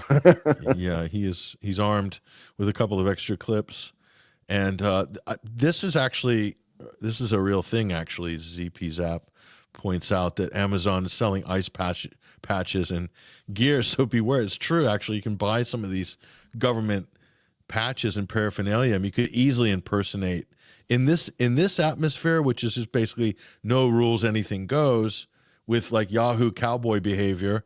I think you could probably get away with this. Actually, what do you think? Just get on Amazon. Yeah, I'm always concerned when there's action happening around in the name of anything, because I've seen the videos, and oftentimes you see some of these suspects that have a complete black hood over their face. You don't know who they are or what, but you just assume since they're there with the other people and like, oh, look at the Mexican gang, but one guy's got the hood. How do we know that guy was part of the Mexican gang, or that was not just an extra guy that they wanted to swoop out of the community right in front of everybody? And where did Bob go? We don't know. We found out 3 weeks later he disappeared. Weird. Yeah, and serious though. Being serious, will Israeli false flags be against a U.S. ship or military base on the U.S. mainland? Wouldn't be the first time. Chattanooga shooting, that was to me a staged event. Nadal Hussain, I think that was somewhat MK Ultra E, somewhat staged Jolly West type thing going on there. There's so many of those. You remember in the wonderful 2015 San Bernardino. San Bernardino. 2015 was the year of the Daily Shooter. We remember that 10 years ago. We should do a 10-year anniversary of the Daily Shooter. Yeah, there's a lot of opportunities there, right? What do you think? It's all for the taking. We'll just a couple of final comments, guys, and we'll probably wrap up this discussion. There's a lot more that we could say and cover as well, but we'll see what there was a movie where what it took to get everybody on board was they killed all the Baldwin brothers, right? Was that South Park? Yeah. Oh, yeah, the Baldwin, there's so many of them. How many that would Baldwin do it, right? There's about 6 of them. They're all enacting. Yeah, which Amazon sold nostalgic memorabilia with Auschwitz motives and hearts. That's weird, Chinese made. Yeah, I mean, yeah, you can see there is Nazi paraphernalia around, iron crosses and the like. I saw one in a jewelry store recently. It's going for 195 pounds. That's about $250 US for an actual SS iron cross. So, I mean, it is they're around in antique stores. You can get that sort of the real McCoy if you collect such things. For some people do. There's a lot of enthusiasts. World War II memorabilia, including people who collect Nazi gear, believe it or not. The helmets used to be quite trendy for the motorcycle gangs. Those helmets. Yeah, folks. Yeah, we're going to leave it there. Oh, here's a Theo Vaughn. Let's see. I've not screened this comment. Theo Vaughn spoke about the plight of the Palestinians with J.D. Vance, but Vance dismissed the idea that they were being genocided. Yeah, exactly. Exactly. I don't know if we can call it genocide, said J.D. Vance. That was so weak. If you're going to evade that question, there's 100 ways you could have done it. That was pretty weak and is kind of embarrassing, but it shows you he's completely cucked to the lobby. And as I said, guys, how old is he? 40? 42? Vance? He's a kid. Yeah. He's a kid. I don't think he's qualified to run the country. He's a good speaker. He's competent, but inexperienced and easily placed under the thumb of more powerful and crafty people than himself. That's the problem with those types of people. No experience. I think a young Obama was like that as well, by the way. A young Obama. He's one of the youngest presidents in U.S. history. Barack Hussein Obama. And he was taken over by deep state interests very quickly. He was I think he was from the beginning, actually, but that's a separate story. So your final thoughts, guys. We've gone through the full gambit here. And I didn't talk about the march to Gaza. I don't know if I have one of those to show or not, but we had one of our reporters is on there being attacked by the Israeli authorities. Sisi hired goons, Bedouin goons, to attack them. She got assaulted with her phone stolen as well, and managed to do a counterattack, wrestle a grown man down, and get her phone back, which I was very impressed.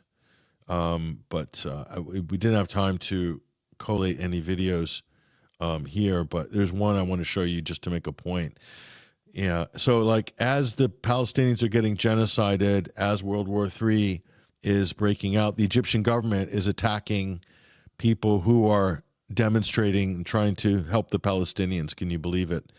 The Egyptian government, they're real beauties. We'll see this. Let's see if we can bring this up.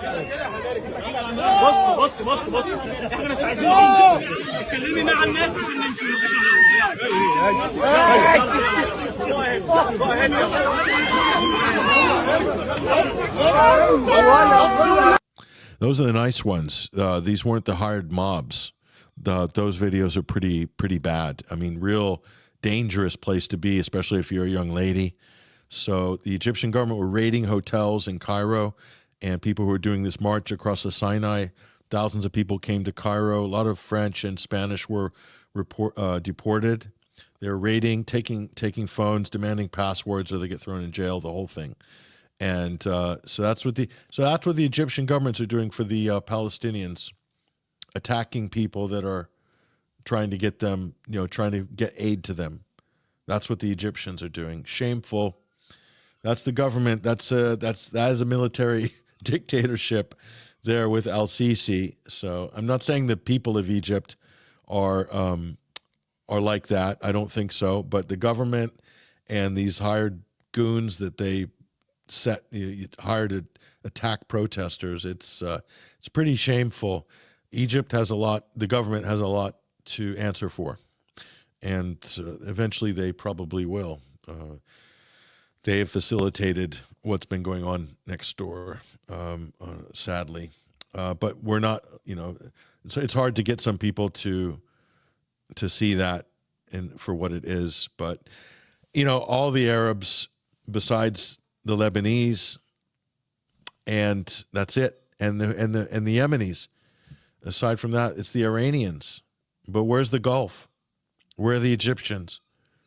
Where are the Jordanians? Where are the Turks? The Iraqis, they're putting up a little bit of a resistance, but that's a messed up country. But so it's up to the Iranians to balance the scales of justice. It's extraordinary. It's extraordinary. Anyway, I'm glad that we had Hawes on the program. He's one of the election organizers for the Workers' Party of Britain. That's George Galloway's party. And I've got to know Hawes over the last couple of years, especially on Twitter, X Spaces, and seen him. He's very passionate. Obviously, he's of an Iranian background, so this is really a big thing for him. So yeah, it was great to have him on. He's very animated on this issue, and so we got our audience to get a taste of that. I think is really good. Your final thoughts, gentlemen, before we wrap it up. Hey, thanks for having us, and great show. I really hope that this can all de-escalate appropriately and that the right things happen. Again, I would call for my government to step back. Don't get us involved in this. That's not what this presidency was voted in on. That was not the deal here. So, yeah, it was great to be here. Big thanks to Hawes. Happy Father's Day to my dad and all the dads out there today. And catch us in the boiler room Thursday nights live. There we go. Got a great graphic up there that Ruckus made for us in the boiler room. We had a great boiler room this week, and we're looking forward to another one next week. There's MAGA on the world. I like that one better. Roller coaster. Yeah, that one's awesome. So we'll see you in the boiler room, and of course here at Sunday Wire next week. We need your support. alternatecurrentradio.com/support if you want to support us. And if you can't, just get out there and share our material. We appreciate that. And thanks for having me. And we'll do it again soon, I hope. And see you next time, Pat. Great to have you with us. I appreciate you guys and your commentary. Ruckus, go ahead, take it away. I sure do like making all of these graphics. So if you want to check out all the cool, fun graphics that I make for Boiler Room, Sunday Wire, my own program, everybody else's programs when I can, go to alternatecurrentradio.com. It's fun. And if you produce content for yourself and you need help making graphics, hit me up as the Word Slinger, of course.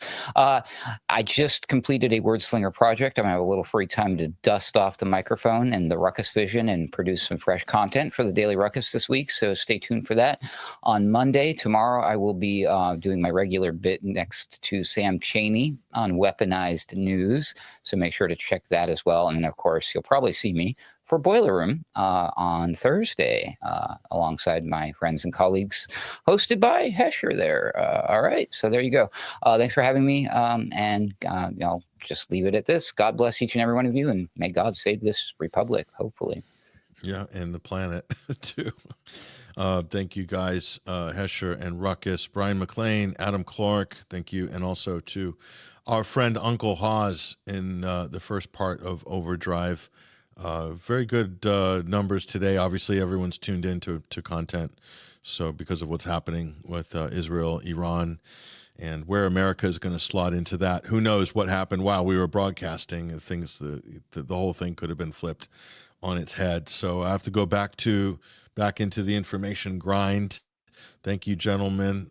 Do keep an eye on the feeds of these gentlemen too, and do follow their work and other programs there, again, on the Boiler Room and the Daily Ruckus on the Alternate Current Radio Network. We'll get a good generic ACR graphic too, hopefully. That's one on our list we'd like as well, Ruckus. So yeah, something enticing to bring people to the mothership. That will be amazing as well. That's all we've got time for today. Great program. I appreciate our audience too, especially for your participation in the comment threads. And we really appreciate your support. Obviously, many of you have supported us. And again, all the archives to this show are available here at the Sunday Wire archive. So just go to our website and you'll see the Sunday Wire tab. There's a new midweek Wire tab. We've been a little bit slow, but boy, did we have an incredible program on Wednesday on the midweek Wire with Dr. Frank Romano, the Gaza Freedom Flotilla, and Freddie Ponton. That was a tremendous broadcast. Sound like Trump there. Tremendous broadcast. It was a great show. Very informative. We got blocked to high heaven on YouTube on that. So if you guys can go to our YouTube channel, 21st Century Wire TV, and help us to like, share, and subscribe to that channel, please, because we are so throttled on that platform, it's not even funny. So we need to physically move our content. We need your help. Share it on social media, like and subscribe. To watch some of it if you can. On those platforms, just to keep it alive on YouTube, but we appreciate it. Midweek Wire, Sunday Wire as well. Both of those are available on the archives as well. So great job to our team as well. Support us. We need your help. A lot of you guys have donated. I really appreciate that. Many of you have come in there and been real clutch players for us. But as you can see, we're producing amazing content on a daily basis. Our research now, we've got a nice research team. We've also got a great viral video team as well, and that content is going out daily on different platforms. It's making a difference. So there's different ways you can support us. Obviously, we'd like you to subscribe and become a member at 21wire.tv.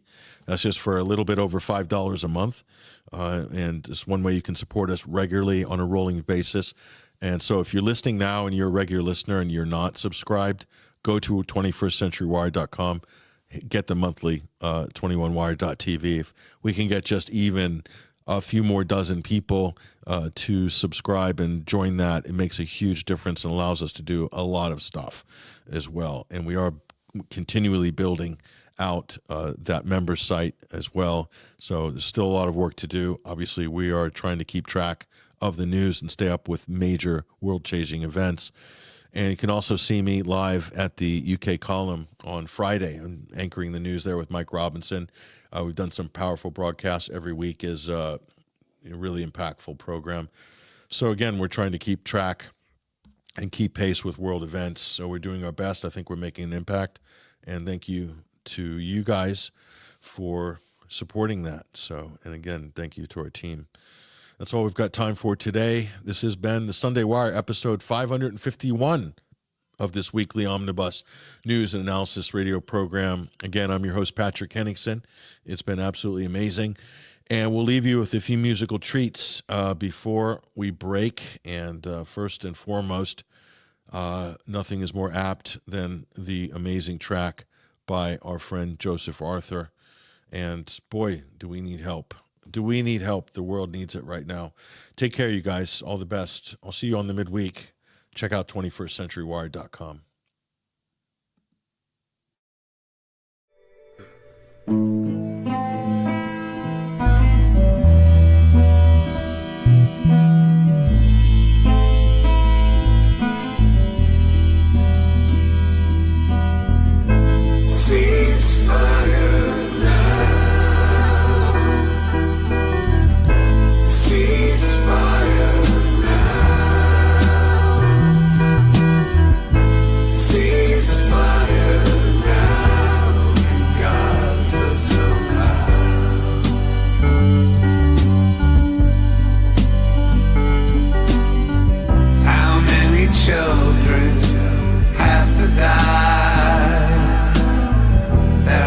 Sides when their mothers cry,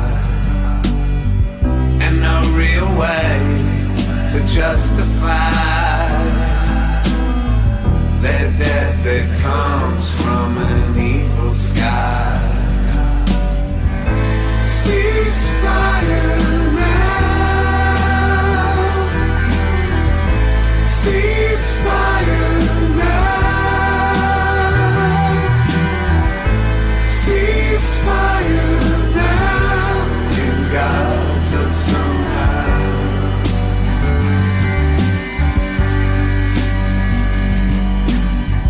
Damaged like a nuclear bomb, dressed in a kill box. People can't escape. They're told to leave, but where can they go? A genocide, some think it's biblical faith. Ceasefire now. Ceasefire now. Ceasefire now in Gaza somehow.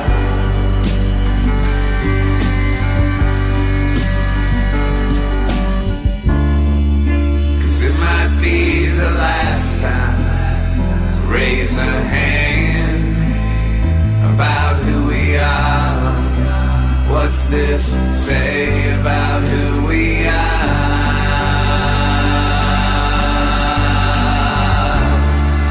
'Cause this might be the last time to raise a hand about who we are. What's this say about who we are? Digital images and digital lies cut out their heart along with their supplies. The propaganda leads to dehumanize our fellow humans in silence that cries. Ceasefire now. Ceasefire now. Ceasefire now in Gaza somehow.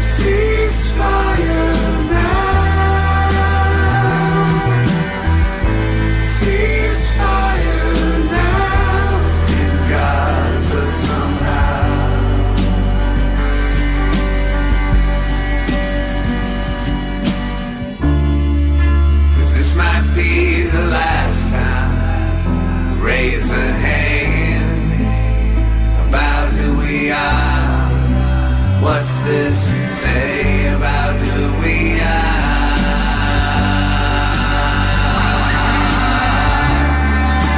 This might be the last time. Raise a hand about who we are. What's this say about who we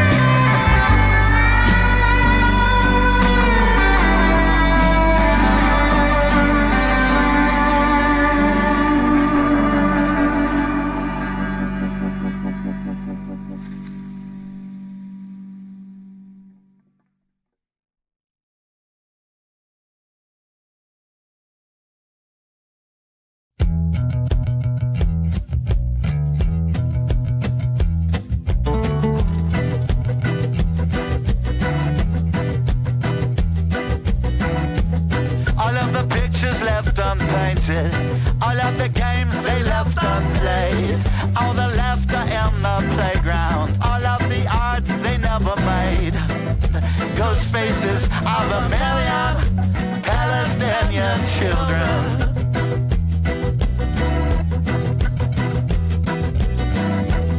All of those voices left in silence, all with their names written in kind, lest their bodies pulled from rubble, lifeless empty dolls to find. Ghost faces of a million Palestinian children.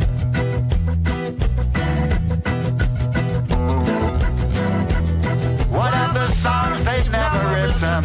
What of the words they'll never sing? And the darkness of the nightmare inescapable that brings the ghost faces of a million Palestinian children.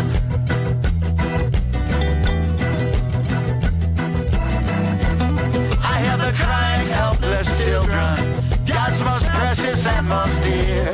I hear them begging for the reason.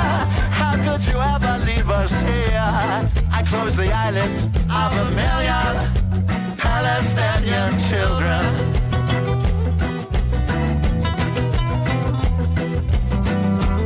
So what do we really stand for? Is this how our future's made? And when we ever find the courage to stand up unafraid, I tear away the persecution of the Palestinian children.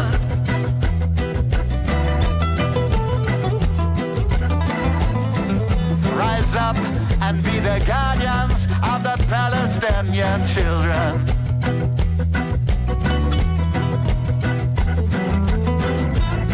To respect our obligation, every creed and every nation, 'cause every soul deserves protection. Save the Palestinian children.